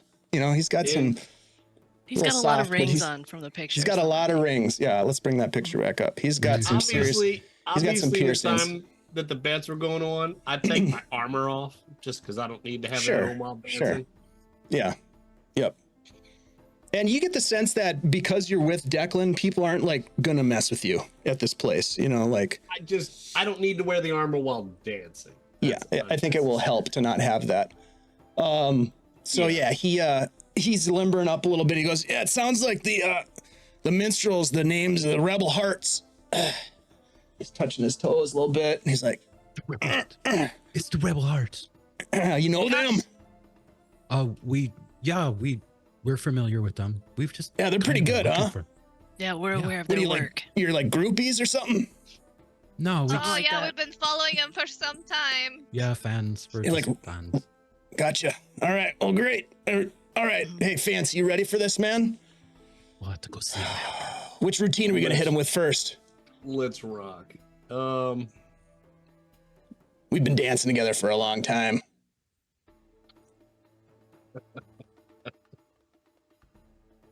The peacock shuffle? Let's do it. All right, here we go. Where do the musicians put their stuff? I want to put a little note, you know what I mean, in there. You can go drop them if you want to leave them a tip. They've got a little case out in front. All right, my friend, let's do this. Private.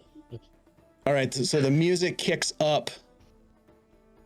And it picks up a little bit. There's some hand drumming going on. And you walk up front.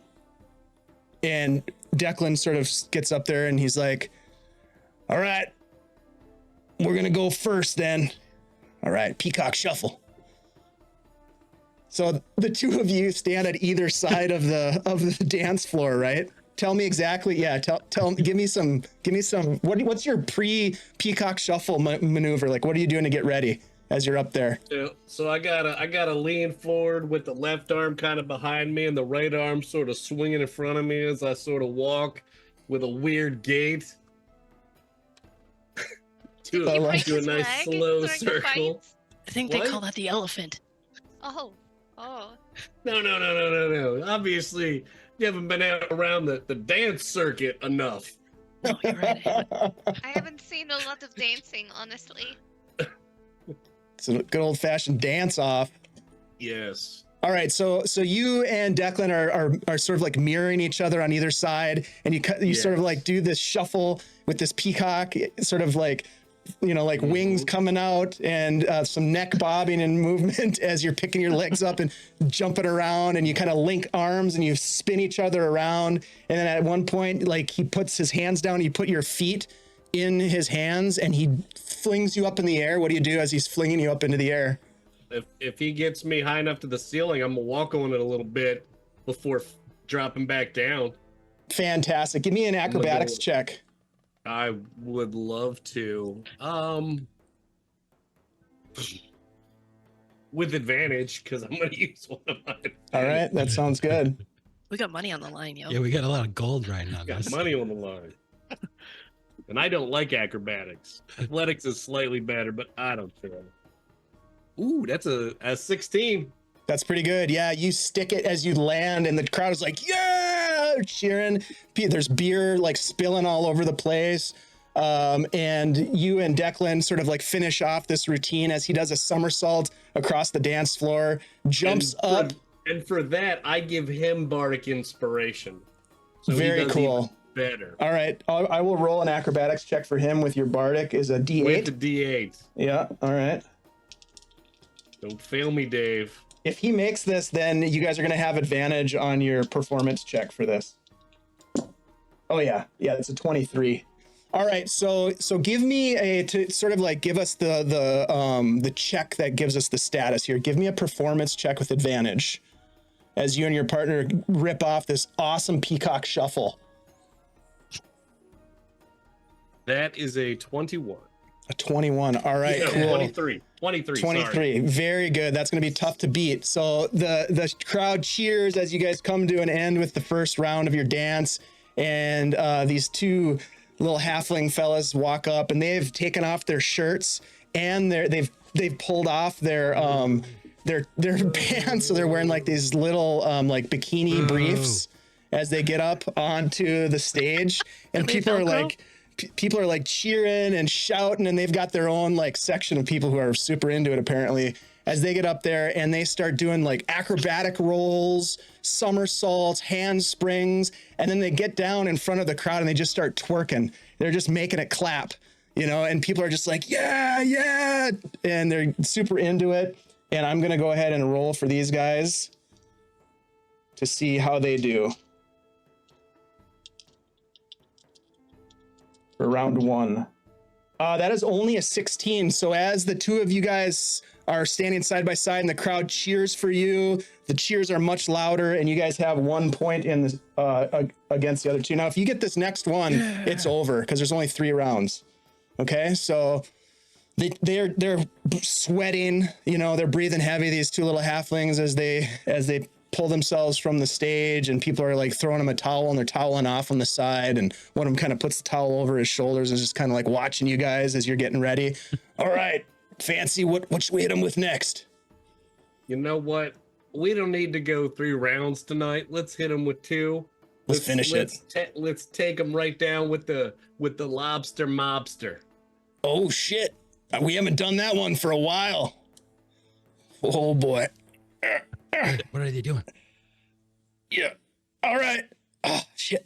I hope I can remember it. I'll follow your lead. Let's do this. And he snaps, and the minstrels fire up again with the hand drums and the music. Tell me what the lobster mobster looks like. I'm gonna be basically swinging him around a lot. Whoa! Foot to arm. Whoa! Flipping him. Don't you drop me, boy. I wouldn't do it. You fling him up, and he does like a back flip and lands on his feet, and then he bends over backwards and drops down onto his hands and feet and kind of does like a crab walk around a little bit, and then jumps back up, flips forward, and then he and then he runs up to you, and he jumps up in the air, and he's flying at you. What do you do? Well, I'm throwing him up and catching him. All right, give me an acrobatics check as he comes flying, and you grab him and put him up. You just do the dirty dancing lift? Yeah, this is total dirty dancing. I throw him in the air so he almost No one puts fists in a corner. Yes. No. Exactly. With advantage again. All right. This is important. This is important character building, survival skills, people. That is a 17. 17, okay. People cheer. You're sweating, breathing heavy. Declan comes up and kind of slaps you on the back. He's like, genius. God damn, that felt good. I'm going to be feeling that tomorrow, though. Holy shit. He walks over and he like hails one of the waiters to get some beers for you guys. I think we did it, man. I think we did it. Let's watch these little bastards. That was amazing. You watch as the one of the halflings is spinning this wet, sweaty towel around and just throws it into the crowd. And people are like, yeah, cheering, and they get up on stage. You can sweat on me. One of them, and then they look over, and one of their groupies or somebody, these two guys bring out this table and set a table down on the stage. and you watch as they get into it, and they are leaping onto the table, off the table, spitting underneath the table, and then they're throwing each other in the air and doing all these weird aerials, and the crowd is going crazy. And then because they're the bell-bottom boys and they're known for their twerking, they drop in front of the crowd and they just start making it slap again, and people are just like, yeah, it's such a cool move. Where did they come up with that shit? And they're cheering, and I'm going to give them a roll as well.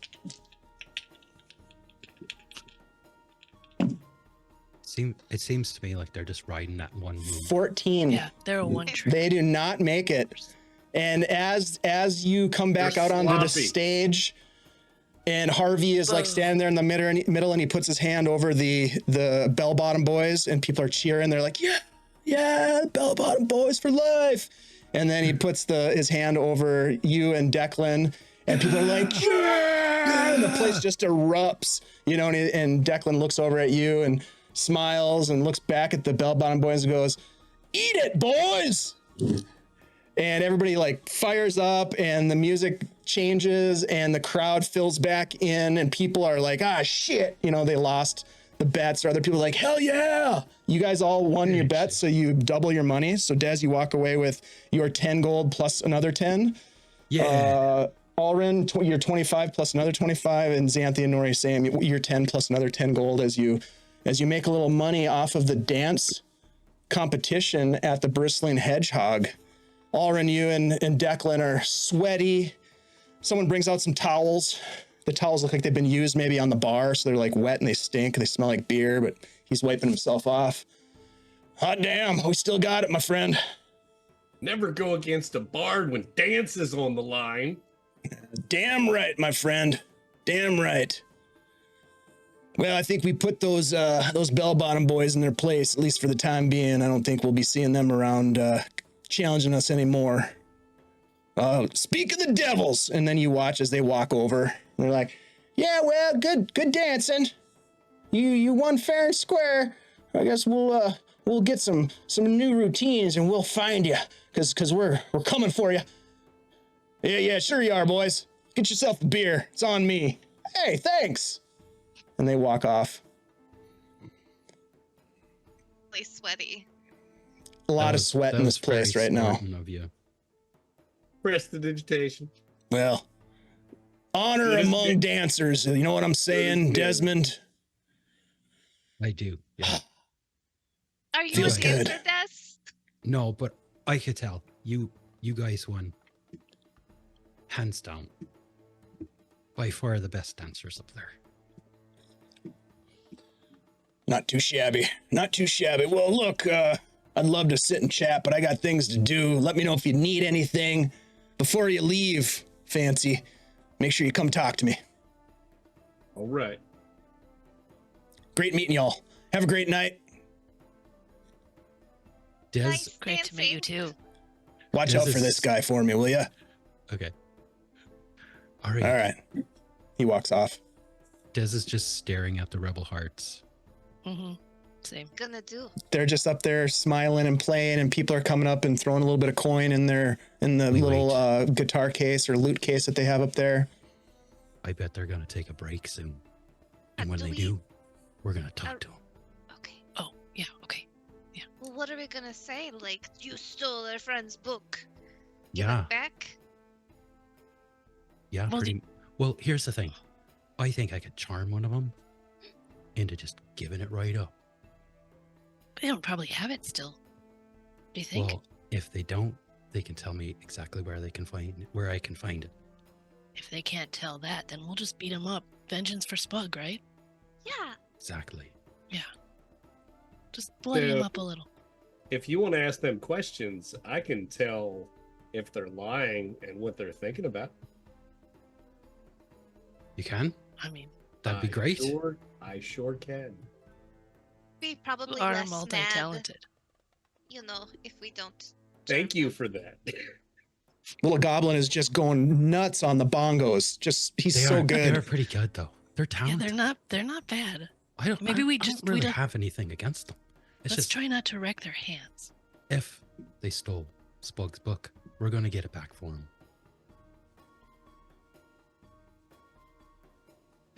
I'm going to get some answers tonight. Just playing, I'm like, I've been like looking his for life these depends on it. idiots for a long time.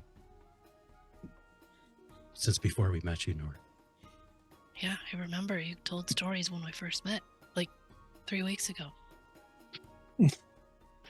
Yeah, forever ago. I mean, we bonded through lots and lots of Seems like longer. terrible battles. Seems like longer. Yeah. but You I guys are don't really think it my was. best friends these past 4 days. Time is a Us weird same. soup, you know what I mean? All right, eventually the music stops and they take a break.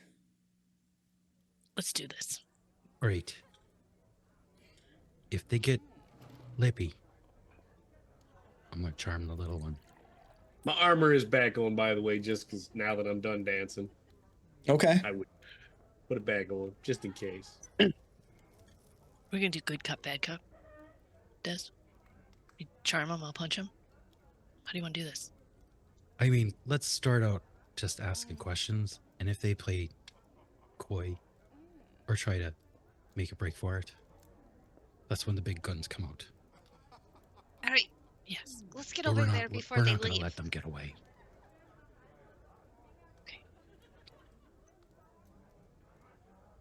There's Okay. some real March intensity over. going on in Dez's eyes right now. Yeah, I guess so. All right, so you guys approach the minstrels as they are. It looks like they're just kind of chit chatting. One of them is sort of like kicking around the instrument case that has a bunch of coins in it, kind of getting a sense of what's in there. They're drinking a beer, taking a little bit of a breather. As you guys walk up and say, "Hey, howdy, how are you?" That's the halfling says, as the goblin is just kind of like, he looks a little bit more shy, not really too talkative, but the elf fella who seems to be the face of the duo steps forward. "Hey, how you doing? You enjoying the music tonight?" We are. It's Thank very you. good. Thank you. Yeah, well, if you enjoy it, we sure would appreciate a little support. Just feel free to drop a few coins if you're really enjoying the music. We're working minstrels. We've been traveling and making our way across the Viscounty and, making a little bit of name for ourselves, but we're still just getting our feet underneath us. So anything helps. Thank you so much. Thank you. Thank you. We do have some merch if you're interested. We've got some shirts that we hand paint ourselves if you're interested in that. I'll be happy to show you what we got. Hey, let's show them what we got here. All right, yeah, okay. And he goes over and he pulls out this little box. It looks like it's just worn. It's been sort of like repaired. It's a small little wooden box that he whips open. There's these sort of wrinkled shirts that he pulls out and he's like, man, and you see it says Rebel Hearts on it. It's like painted, maybe with like a paintbrush of some kind. It's not great. Yeah, that's a start, but we're just kind of building a following. They're only, 6 copper a piece, so they ain't expensive, but, they're pretty fashionable. Pretty nice. I paint them myself. Say, It's true, he does paint them you guys- himself. you guys travel I'll all buy over one. the place, right? Oh, thank you. Yeah, miss. Oh, let's see. You look like you need a small or extra small. What would you prefer? You want a real tight, or you I want like a it a little bit little of roomy. little Small. roomy? Small works. Let's see. I got a small here. He holds it I up and want he to kind rip of. it when flexing. Yep. Oh yeah, here you go. Yeah, 6 copper, please. I give him just 6. Thank you. Yeah. We've been traveling all over the Viscounty, and like I said, we're just kind of getting started, but we're doing the best we can, and it's tough. It's a tough life, but we're making it. We're doing okay. It's been real good since we got here, but we have been mugged 3 times, so there's that. But aside from the 3 muggings, times. yeah. Well, what I was trying to say is, we're fans. We've been Oh, thank you following very much. Yeah, thank you. We've You been know, like, trying to if you're- track you down. Oh, well, for shit. You found us. a while now. Really glad you did. I mean, if you're fans, if you're willing to throw a couple of coins in the kitty there for us, that'd be fantastic. We could really use your support. It's the fans that really make it for us. I mean, we do it for the fans and for the love of music. In fact, music saved my life once, and I'm not even making that up. Music literally saved my life. I had to play my way out of a pretty sticky situation. Damn, Where? it was sticky. Yeah, we've Sticky. kind of been traveling around as well, and you know, like everywhere we go, so they're mentioning that the rebel hearts were just here. Really? Well, Nori shoot, has put on the shirt too. Well, looks good on you. Oh, damn. Well, she is the total package. Lovely Of course, material, tri-blend. It's quite comfortable. Yes, yes. How about for the rest of you? Would you like a t-shirt? Support the cause?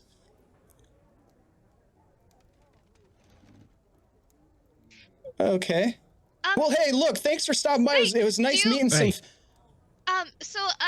When we were in Hamlet, you know, Oh, a couple months ago. We've been in Hamlet. We played there a couple nights. Yeah. Yeah, you know, we had a friend. Nice place.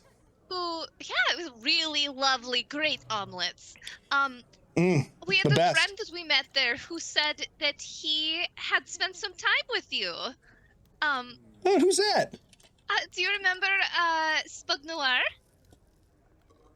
Des is looking real close. Bug Noir. The wizard fellow. Does he I'm see gonna- any sign of recognition on their faces? I'm gonna use my medallion on him of thoughts to pinpoint into his mind and see what I get. Okay, what does this thing do? It doesn't just read his thoughts, does it? Is it like The medallion of gives you like thoughts, surface thoughts? What's up, Um, Stronghold D&D? Welcome in. one charge does detect thoughts. It's got a saves of DC 13. Okay. DC 13, you say? Yes. Okay. And I can read the thoughts of certain creatures. surface thoughts of the creature. So it's surface at first, and if I keep concentrating, it's deeper. Initially, surface thoughts. Okay, what is yeah, most on surface its mind thoughts. at All that right. moment. Yeah, the surface thoughts you get are like Spugnar. I'm sure I know who that is. Shit. He says, yeah, Spug Noir, of course. In a Hamlet. I don't remember us being real close, but I feel like I remember who that is. He said he had such fond memories of hanging out with you, which is We're a pretty fun good. group, aren't we? Yeah, we're real Because- fun. After his book got stolen, he was so pitiful. Oh, that's. You know, a wizard Sad. without their book is just Oh, wizard, you say? Oh, wizard. Yeah. can hardly do anything. Mm-hmm. Yeah, I do remember Spugner. Yeah, and once he lost it, he was in a pretty bad place. Yeah, I bet. I can only And I- imagine. I'll be And I use damned. an action to probe deeper. Okay. You get this deep thought from him of what are these people after? What are they trying to get? What do they want? These don't seem like fans. Yeah, well, that's unfortunate. Shit. I hope he's doing okay. I mean, I hope he found what he was looking for and all that. I mean, it's tough out there. You know, gosh, we know, isn't it tough out there? Yeah, it's real tough out there. Hey, look, really appreciate y'all stopping by to say hello. Give our best to Spugner, and stick around. We got a second set coming up. It's gonna be a doozy. Did you see the book? Ever? We can't give Spug your best, because he's dead. Did you take his book? Take his book? What? What is this, a shakedown? Look, we've already been mugged 3 times since we got in this fucking town. Look, man, back off. Just back off. Like, we're just here Des to is play gonna music. cast Charm Person on the little guy. Yeah, back off. All right, what's the save? One moment. Wisdom saving throw, DC 15. He looks at you. Back the fuck off. We don't know your friend. We don't know nothing about no book. Nah, hold on. Look, we don't want any trouble. okay? We don't know about any book, and your aggression is misplaced against us. We are minstrels who are entertainers. We're trying to make people happy, okay? We're not trying to make people sad, okay? We didn't steal a book, although it does sound like it would have been potentially valuable, but we're not like that, all right? We're trying to make an honest living. We don't want any trouble either. Then back guys away and let us play. You guys seem real talented. And Hey, to be thank honest, you. I really like your music. Thank you very much. But what I need to know, without a shadow of a doubt, is if you have Spuggy's book. The only book I have is a book of music. Right here. And he holds it up, and he just holds up a book, and it looks like it's got papers that are stuffed inside of it. He's like, I got a book of music, and that's all I got to my name. This and my instruments and my little buddy. Yeah. All right. We do insight checks. Sure, what are you trying to insight? If he's... If he's truthful or not. Sure. If he's, Yeah, you give me an insight check. Des is going to roll one too. okay.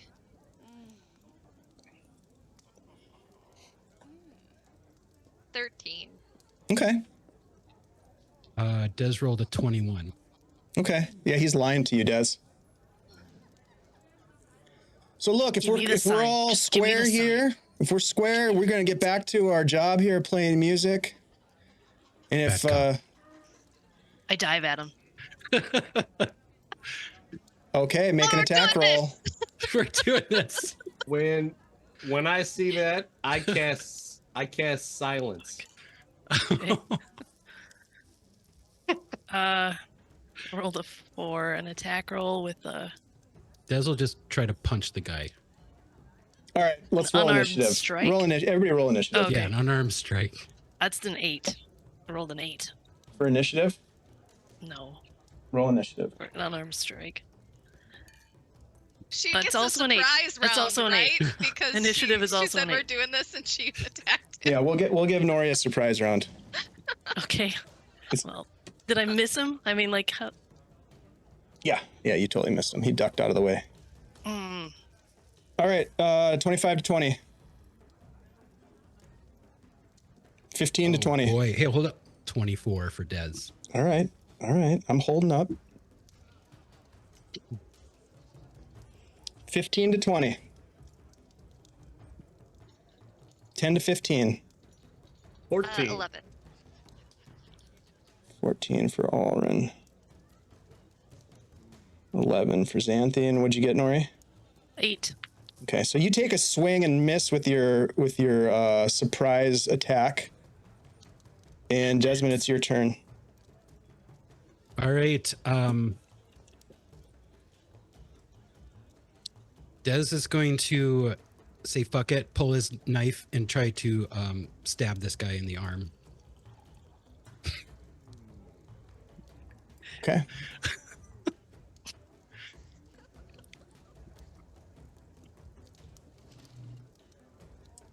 Well, you know what? He's gonna.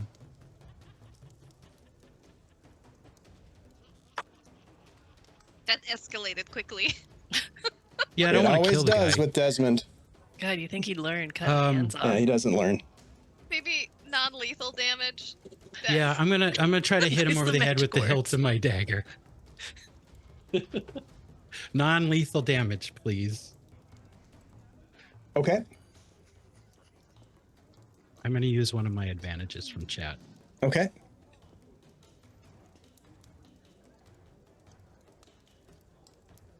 That's 22 to hit. Yeah, roll damage. You clobber him over the head. This is the half elf? Yeah. Okay.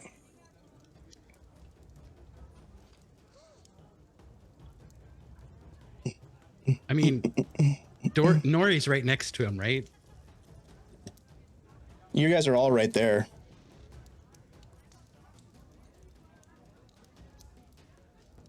If you're fishing for sneak attack damage.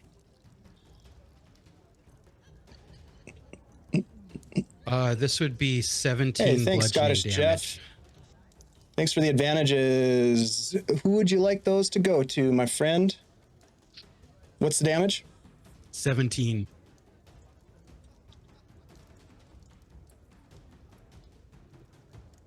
Yeah, he drops to the ground.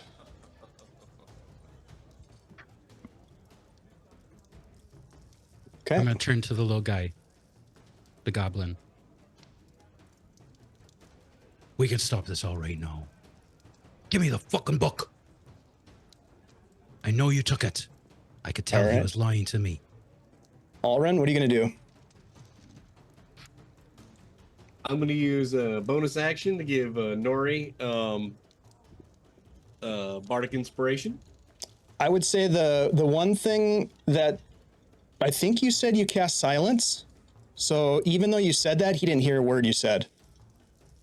Oh, okay. Well, I didn't get a... Did I get a round Lip. before? I don't know. I thought you said you cast silence. Well, I was going to, but then you said roll initiative. Oh. It's up to you. If you wanted to, you could have. If not, it's not a big deal.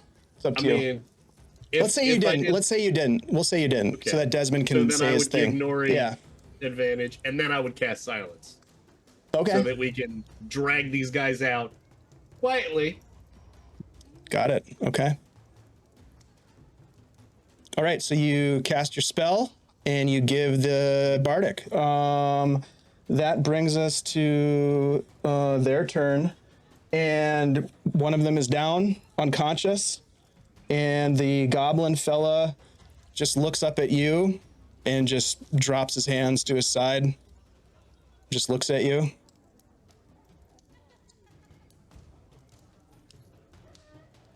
And shrugs.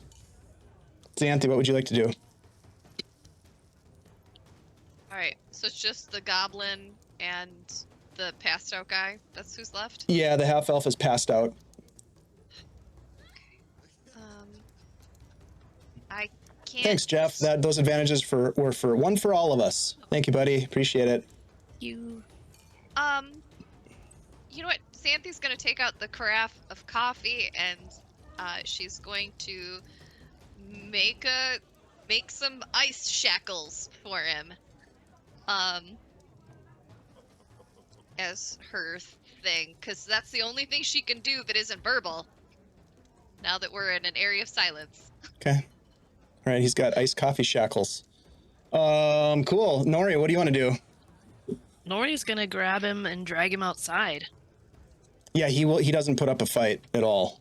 No, So- the talker, the unconscious talker. Oh, yeah, he doesn't put up a fight at all. Yeah. Okay. Yeah. Looking at the rest of the golden shears.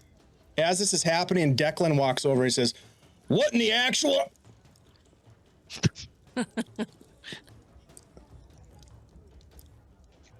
He's talking to you, Alren, but you can't hear him because it's silenced. I mean, if I see him come over and he comes into the thing, I just kind of give him the...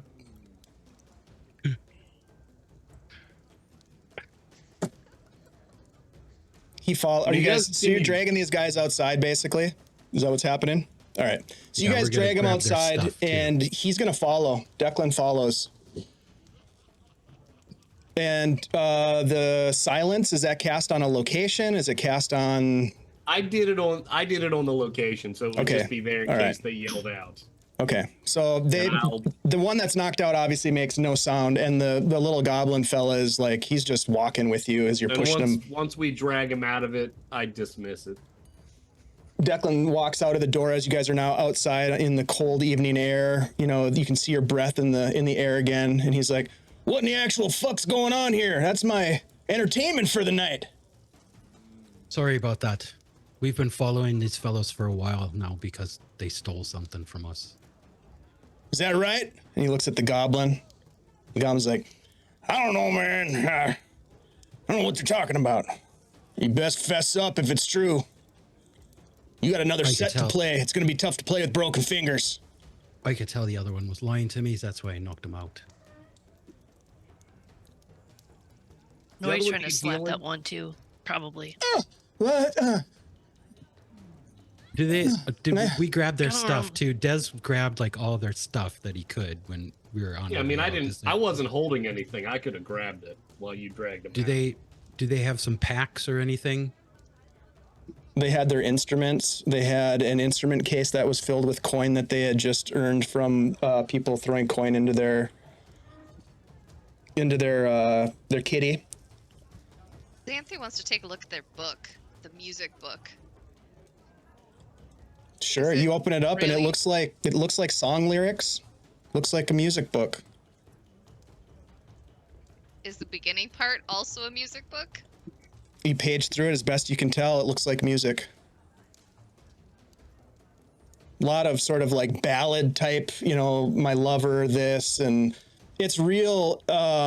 It's some of it's good. Some of it's really good, but a lot of it is a little bit. It's a little bit too much, especially for these guys. It doesn't seem like they've lived that sort of life, but they're storytellers. Nori's So climbed you up on the slap guy the guy, and he's sort of like coming to, Nori. Yeah. Got my hand up, and I'm like, "You tell us where that book is. Bug is very important to us, or you're gonna get it." I don't know where the book is. I don't know where the book is. I can't produce the book for you. I ain't got the book. We don't have it. What did you do with it? And she's gonna intimidate him. She's gonna say, like, if you don't, I will break all of your fingers. Look, the book meant nothing to us. We were just trying to get out of Hamlet as quickly as we could. There was trouble there, and we stole a few things. We didn't mean to. It was nothing personal against that Spugnar guy.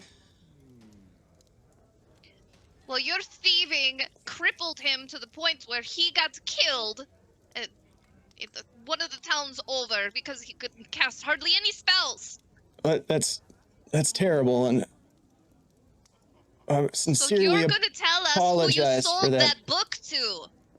We didn't sell the book to anyone. We sold some of the scarves that he had, and there was a little bit of coin that we used to buy our way out of Hamlet. But I guess we didn't realize that book was worth a damn. It was mostly blank pages. What'd you do with it? Pitched it in a ditch somewhere outside of Hamlet. Son of a bitch. Nori's gonna punch him out. Can I tell if he is lying? Yeah, you can. Go ahead and roll an insight check. Before Nori punches him. Pop. Not great. 8. I mean, it seems like he's being sincere. He doesn't seem like he's got the book. He probably ditched it. The mention of the scarves, though, leads you to believe that he knows who Spugnar is, because, as we all know, Spugnar liked his scarves.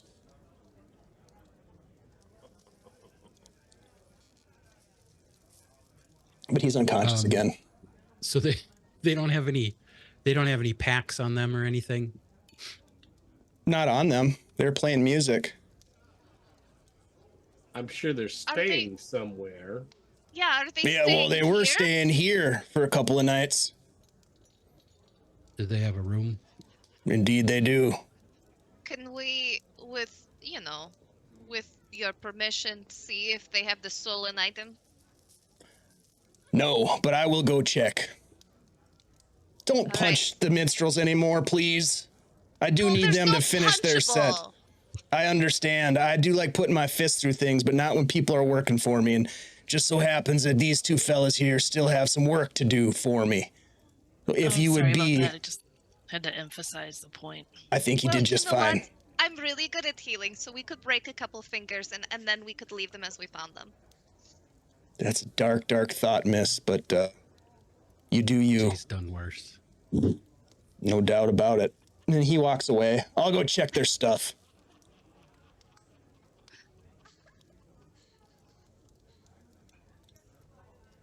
So you got one We're passed sitting out with that minstrel, one and the We're goblin's all just like, staring at the goblin. he's just kind of like, Mhm. I have their band T-shirt on. yep, Rebel Hearts. Mhm. Well, I don't know. Yep. Shit. You really fucked a bunch up. He had it coming. I've been wanting to punch him for a long time, so I'm okay with it. I mean, He's just too He does nice, take you a- know. Des will take a look at the song book as well. There's some good stuff in there. But none of it looks like Spug's handwriting, because Des would know No. what Spug's handwriting looks like. No, Okay. none of it looks like Spug's handwriting. What are you guys doing while you're waiting for Declan?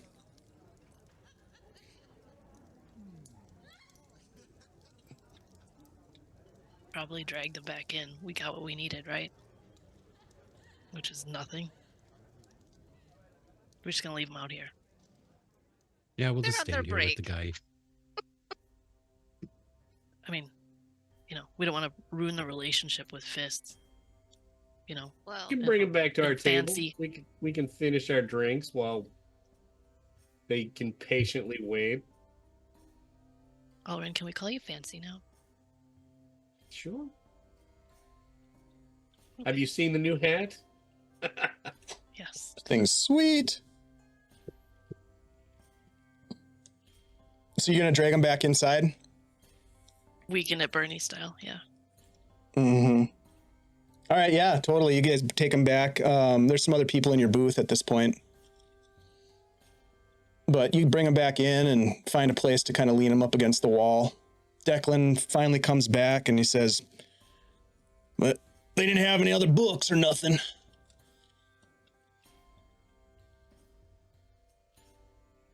can I do an investigation on their music book just to see, like, are any of the torn pages, like, part of Spug's old book or anything like that? Sure. Go ahead and give me an investigation roll. Dirty 20.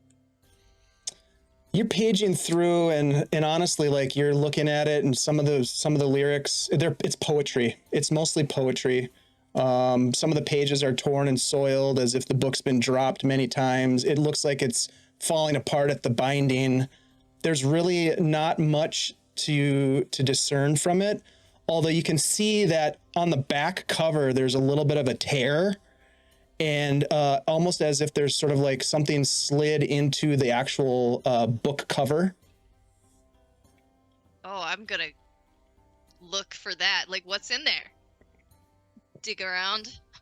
Sure, yeah, you pull out this little piece of paper and it's folded like 6 times, and you unfold it and unfold it and unfold it, and it looks like it's a letter. It looks like it's a letter. "My dearest Abigail," it starts out. "I find myself on the road, want for your embrace," and it goes on and on and on. It appears as though it's a love letter, and it's signed Buddy. Buddy.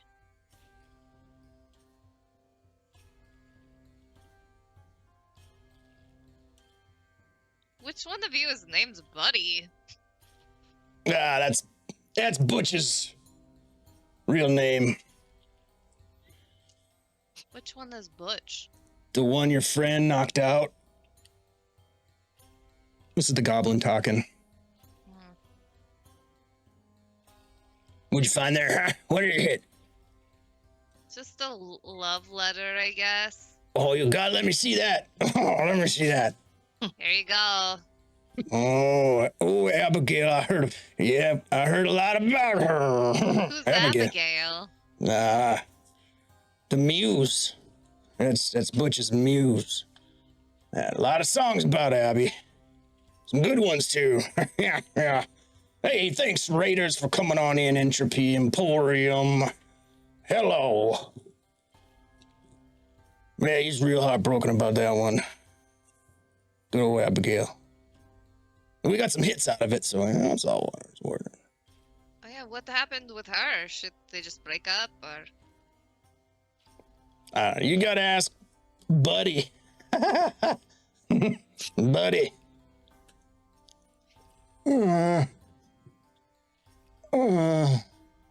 His eyes are starting to open.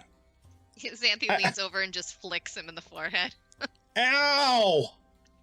Don't call me Buddy. So did Well, Declan you wander called off? yourself Buddy. Declan is sort of standing over, kind of explaining to some people why the music is not playing, blah, blah, blah. He's trying to keep things kind of cool right now, giving you a little bit of space, but you can tell that he wants to get the band playing again.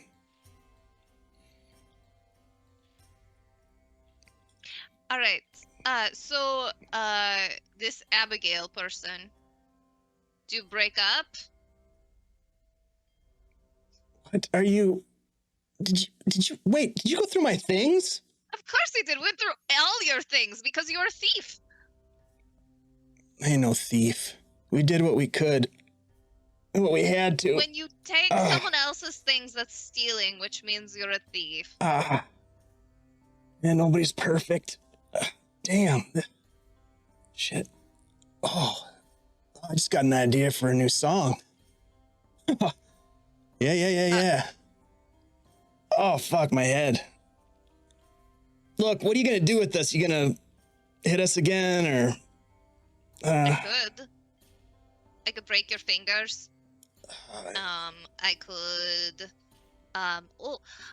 could spread how Rebel Hearts are a bunch of thieves who aren't good at their job all over Greyhawk.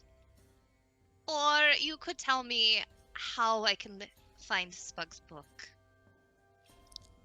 Look, I don't know how you're gonna find it. That was weeks ago. That was a month or more. That was, like I said, it didn't mean much to us. It was just a book to us. Do you remember where you threw it? Somewhere on the east side of town. Pitched it in a ditch there. Look, I'm real sorry, and I certainly regret what we did. I mean, it certainly was important enough for you to track us down all the way up here in Verbo. But there's not much I can do to remedy your situation, and I'm real sorry for your friend. I am. That was never our intention. We've never laid a finger on anybody. Well, sometimes the things you do can cause people to die. That's a great And lesson. that's on you. That is a great lesson. And we're gonna have to live with that for the rest of our lives. Isn't that right, Grover? I told you not to call me that. It's your fucking name. Have we met him before? No, we met Elmo. Yep. We're working our way through all the Sesame Street characters. Wait till we meet Big Bird. I don't know what to That do will with be these memorable. guys. Snuffleupagus? I think we're done with these guys. Yeah. Yeah, you don't get the sense you're gonna get much out of these guys other than some regret. And they seem, at least the half elf seems legitimately regretful and apologetic.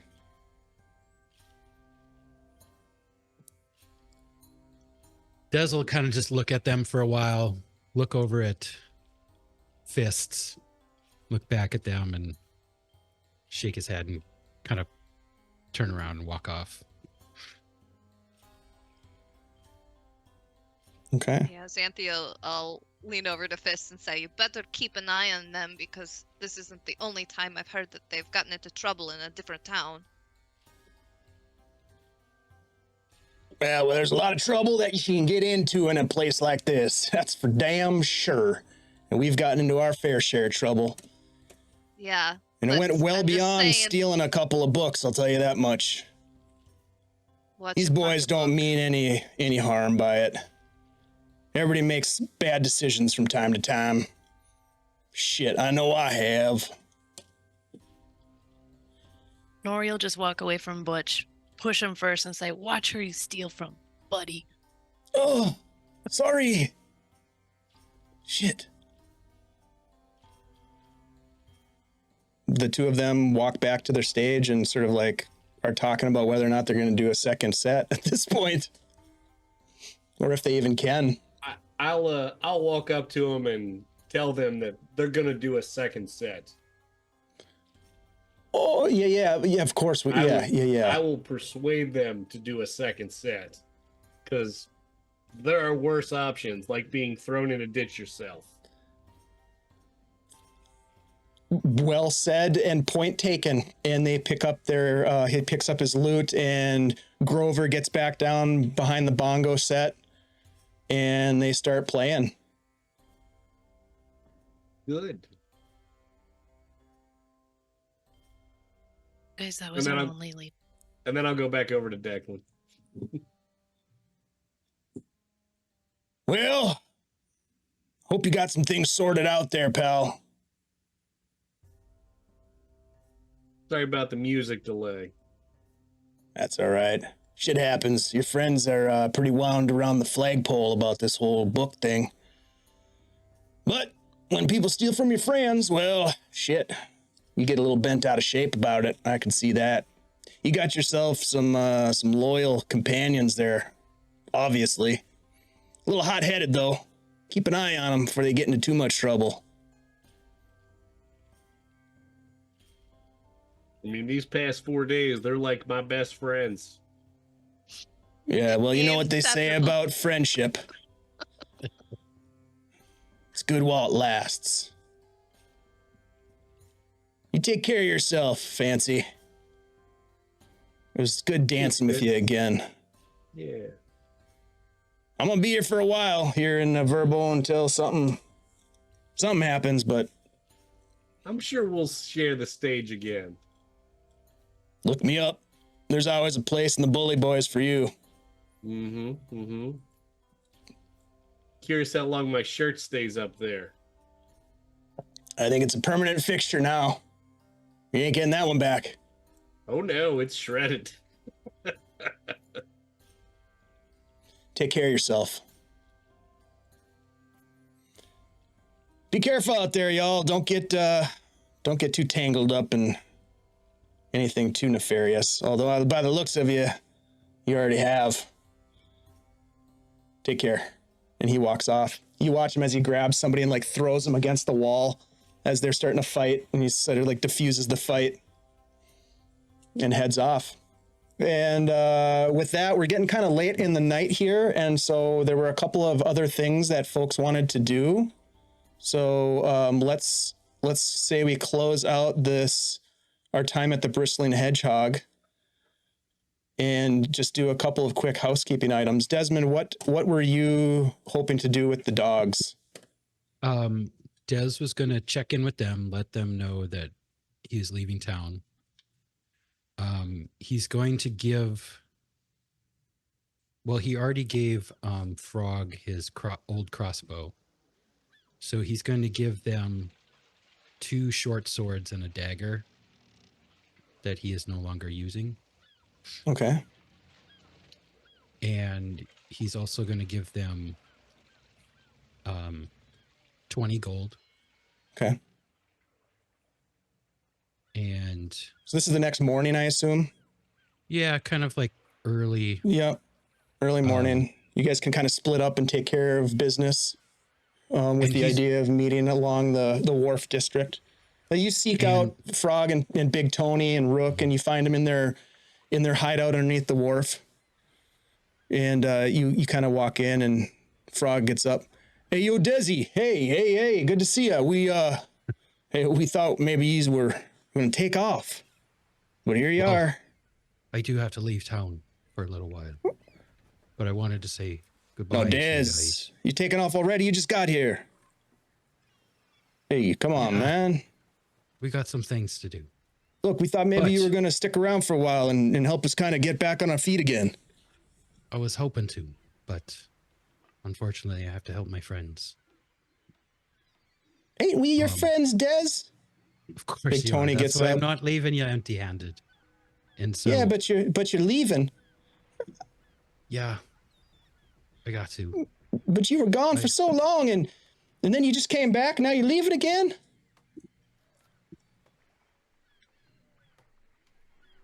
You really got to, Des? Yeah. These people need my help. We're involved in some pretty big things. And you guys don't need to get involved in that. As you say that, you look and you can see a big tear, big alligator tear rolling down Big Tony's cheek. And she runs up to you and gives you a hug. She only stands up to maybe about like mid chest on you. She's pretty small. Mhm. Yeah, She's Des will like- give her a big hug. All right. I got you these things. You should be able to defend yourself with these things, practice with them. Keep an eye on each other. Maybe you can take us with you, Des. Like, there's nothing for us here, really. With you gone and Hob gone, like, what are we gonna do here? It's like we got no purpose other than survival. Just maybe we come with you. We could be Desmond's dogs. Like, we could help you out. Like, we're pretty capable. You look over at Rook. He's like, yeah, fucking A, we are. I know you guys can take care of yourselves. But this is real big. I mean, that's why I have to leave. Hey, Des, don't go getting yourself killed, all right? Fucking A, man. That's the idea. But anyway, I can leave you with these things, and I think it'll really help you out. And, you know, he's gonna minor illusion a picture of Zelroth. He's gonna minor illusion pictures of the two thugs that were following them around in Verbo. Hey, yo, Des, what's this? These fellas, if you see them, stay away from them. Shit, they look pretty fancy. One of them's a very powerful magic user. And I'm gonna fucking kill him. Their eyes just get really big. And because he's the one that killed Hob. And then he killed my brother. That's why I have to leave. But if they're here, Des, this is Rook, then why don't we just go kill them? Why don't we just take them out now? We're here. We're all here. You got your friends. We got It's us. not We got the right. dogs. It's not the right time. But don't worry. Big Tony's like, yeah, it's called strategy, Rook. He's biding his time, then get them when they're not thinking, when they're not expecting it. I just Right, wanted Desi? you guys to stay away from it. Because it's real bad. All right, Des. Maybe one day you could help me out. I'll be in touch.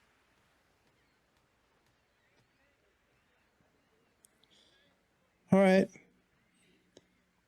One by one, they each come up and kind of give you a hug or shake your hand or kind of pat you on the back and kind of, you can tell that they're sad to see you go.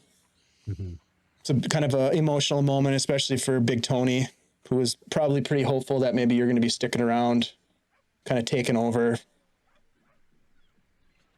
But you say your goodbyes and you give them some supplies and you head out.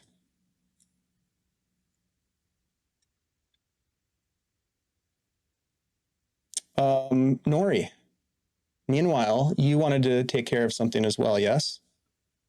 I did. I wanted to visit the Abbey of St. Cuthbert Okay. and see if I could just get any idea about any kind of monstrous activity that might be up around where the battle was, where the cleric's tomb is. It's right by the temple. Everything that's been going on here and around everywhere. I want to make sure we're not walking into something up there. Okay.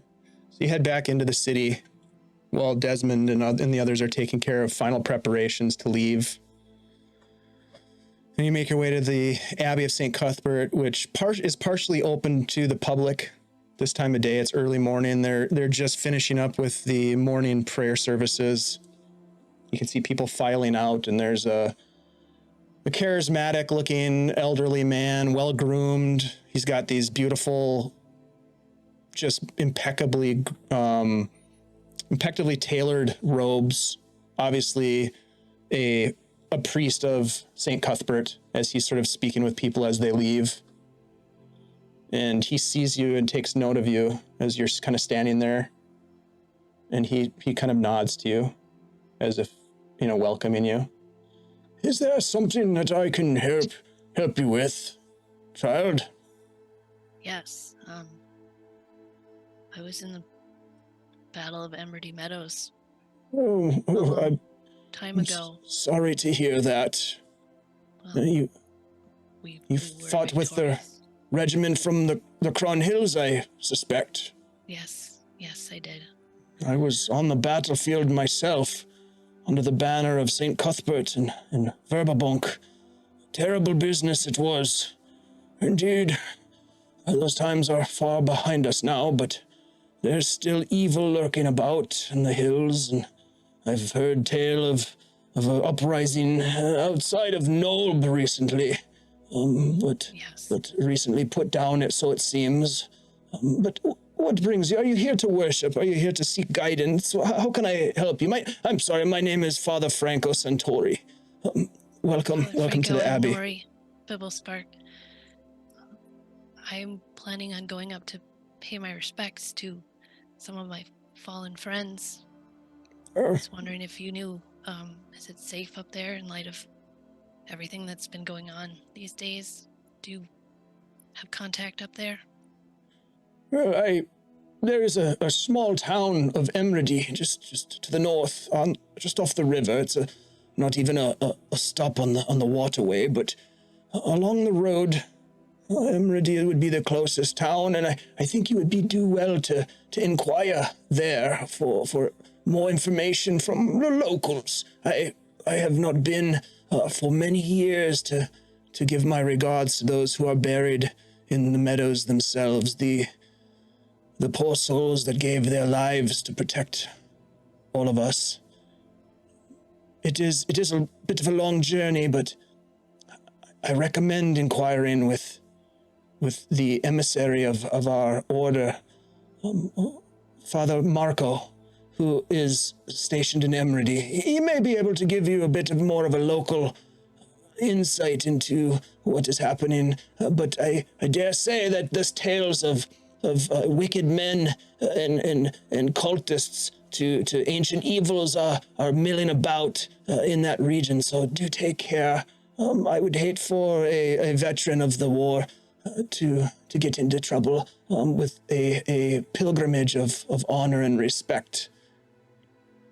Thank you for the kind sentiments. I have one other question. Yes, of course. Whatever I can do to help. You don't have any kind of records. I'd like to look at the names of those that fell. Do you have any parchment collections of I believe that there are some the fallen records, but they have been held by those from which the warriors came from. So we do have records of those who fell in service to Prince Thrommel and those who fell in service to the Viscount. But is there someone in particular that you seek to understand their fate? I'm looking for a name, yes. I'm looking for Nalvin Bibblespark. If you have a bit of time, we could check the archive and see. I could do my best to look. I'm not much of a researcher, but perhaps we could inquire. How much time are we talking? I've got to be up there. What do you know Very of this individual? Their birthplace, their ancestry? Are they from Verbobonc? Are they? No, they're from Telvar, in the Crown Hills, A gnomish type? from my village. From Tolvar, you say? This might help to narrow it down. Come with me. Come, we will check. He brings you into the Abbey of St. Cuthbert and past the nave into a side chamber where he kind of has you stop for a moment, and he speaks with a woman who seems to be maybe an administrator of the church, and they have a conversation, and he turns to you and says, Tabitha will help us search if you have the time to do so. The name again is Nalvin Bibblespark. Bibblespark. Tabitha, if you wouldn't mind helping us just to see if we can find this from Tolvar to the south. Yes, of course. This would be helpful. Let me check the archives.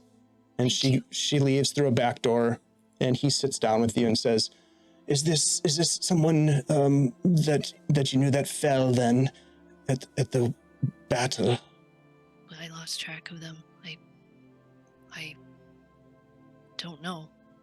I haven't been home for a very, very long time. You carry much sorrow in you, and I can sense it, and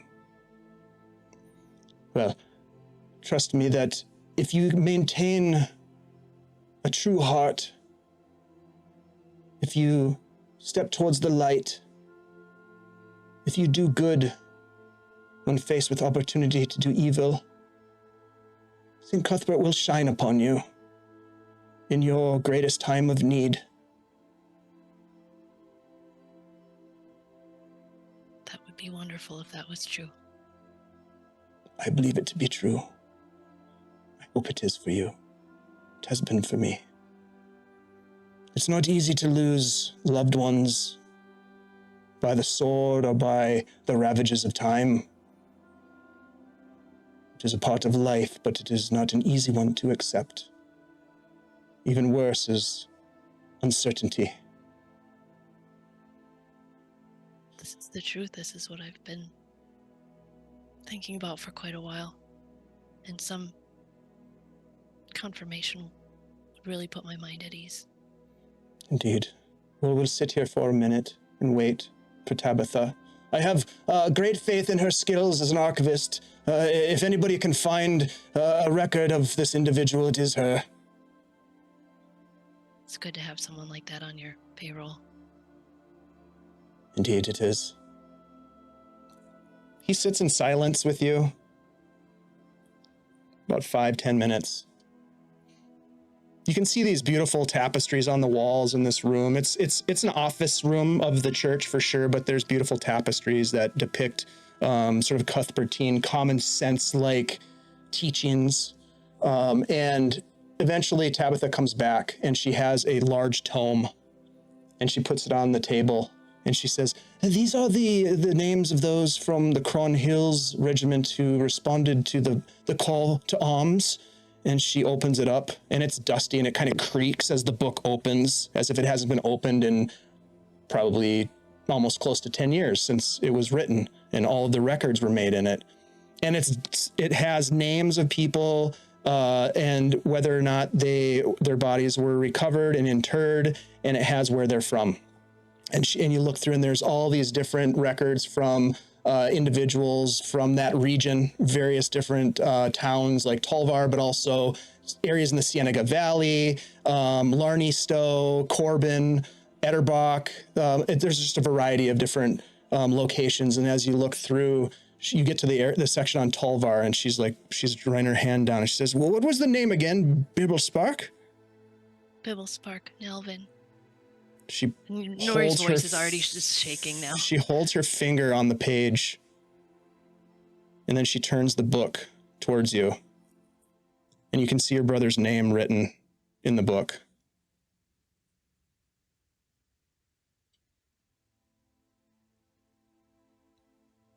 Thank you. I'm so sorry,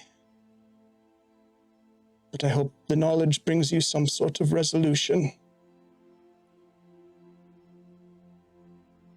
Me too. I really appreciate this.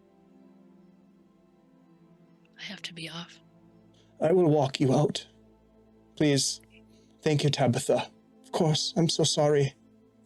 She looks at you with just so much sadness in her eyes. She can see your sadness, and it's just contagious in the room right now. And he he opens the door and kind of ushers you through the door. And as you're walking through the nave back to the main door, he says, "If you would permit me, Nori Bibblespark, I feel a strange connection between two veterans of Emerdy Meadow who have lost so many and who carry the burden of that knowledge. I would like you to take this." And he kind of pulls his robes apart at the neck. And you can see that he has this symbol on a medallion on a chain, and he pulls it. And it is this beautiful, almost like a radiant starburst symbol on what appears to be like maybe a silver, some sort of an alloy metal. And he pulls it off, and it gives off like a little bit of a glow to it. It just kind of has this sort of vibe to it. And he says, "If this will protect you, the St. Cuthbert will look upon you and protect you. May I give this to you, Nori Bibblespark?" Yes. And he hangs it over your neck. And then he just kind of like reaches forward and kind of holds your hands in his. "I wish you the best with this knowledge. You and your brother fought with honor amongst so many who gave their lives. It was a good thing to do. It was the right thing to do. And I'm sure that if we were called to it, we would do it again. Good luck. Absolutely. Good luck, Nori." Thank you. And he kind of like gestures to the open door. And you find sort of this cool breeze coming towards you from outside as you make your way back to meet up with your friends.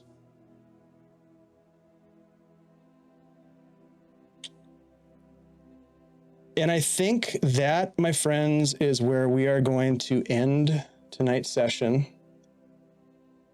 A little bit of a sad note, but also giving us a little bit of a insight into possibly where we're headed next as the party makes preparations to depart Verbobonc, getting away from some of the considerable amount of heat, I would say, that's on them at this point, whether it's from Zelroth Umbra and his brigands, the thugs that have been following you, perhaps his Prominence Provost Rollo Augustin and Sir Alphentrask, who have sort of let you know that they're keeping an eye on things and may have work for you. And also, I think, had suggested maybe that you stick around town. So you're skipping town, which is maybe an interesting decision to make, and we'll see how that plays out in the future. But yes, you make your decisions. We will kind of talk about that in the week to come on how you're going to depart from Verbobonc. But this is the end of a fantastic run in the city of Verbobonc with a lot of fun and some heartfelt goodbyes as we depart and head on to the next adventure. My friends, great session. We had a dance off, we had some tears, and we had a good old fashioned beat up some musicians, because musicians got it easy, man. Those freaking musicians. Hey, thanks to everybody who's hanging out with us in the chat. We really appreciate it. Thank you for the raid from Entropy Emporium, Chaotic Good Gaming, Scottish Jeff, and others. Phantom 491 Phantom. Thanks for the hype train. Thank you for the resubscriptions, Baptized in Pus and Armin. You guys are awesome. Techie Woman, thank you for cheering us on as well. We do have a giveaway that's going on right now. So if you have an interest in winning some substantial loot, this thing is Esmeralda's Guide to Ravenloft. Let me bring this up here and give you a little description. 170 pages, 12 fully realized domains of dread, 30 new monsters. This thing is sweet. If you're playing in the Domains of Dread, you're playing in a game of Ravenloft, this is the loot that you need. Exclamation mark drawing to get in on the giveaway. Please go ahead and enter to win. We would love for you to win, and we wish you the best of luck.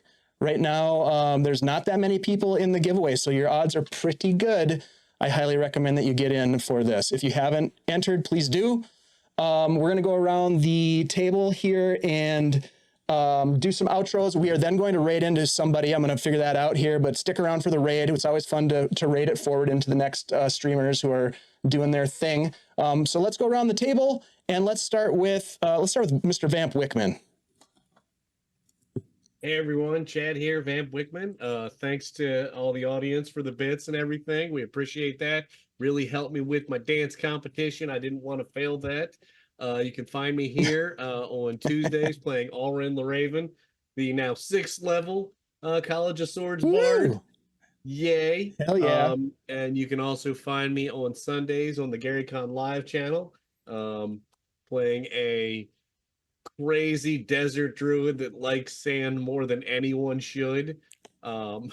It's everywhere. Then again, I'll be back here this Saturday for the Shadow Dark game. Oh yeah. I'm excited for that. And tonight was great. It was great playing with all of you. Dave, you did a great job tonight. Holy thanks, crap. buddy. I did not expect that bar to be that much fun. Excellent work. We were there for a while.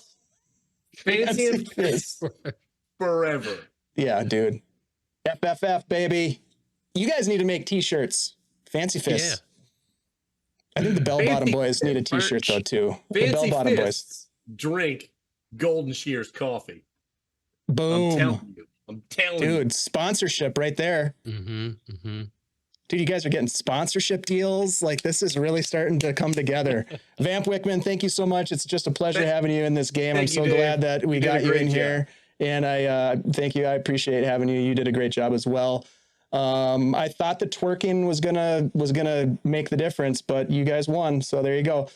Speaking of some serious twerking skills, let's jump over to my good friend Andy G3D. I've seen you dance, pal. I know how it goes. Hey, what's up, everybody? My name is Andy, also known as Andy G3D, here on Twitch. Not really too many places online right now, but you can definitely find me hanging out on our Discord. So come over there and check us out. Yeah, you can find me here every Tuesday night playing Desmond. Really excited to move on to this next little adventure. Tracking down Nori's backstory should be fun. And yeah, you can also find me every Thursday until the end of May in Ashley's game, The Undying Sky, where I am producing and playing. Ayo. So, come check Thank you, us out. Andy. Appreciate you both playing and producing and getting involved. And yeah, we need to change your shout out command because it talks about your Twitter account. And I don't think you've logged into that for like 3 years. No, I like things every now and then. Ayo. There we go. That's how it works. All right, Andy, thank you so much. Let's move it over to Ashley. Hey everybody, I'm Ashley. You may know me as Minnesota Muse. You can find me as Minnesota Muse on our Discord on Blue Sky or as Minnesota Muse 99 on Threads.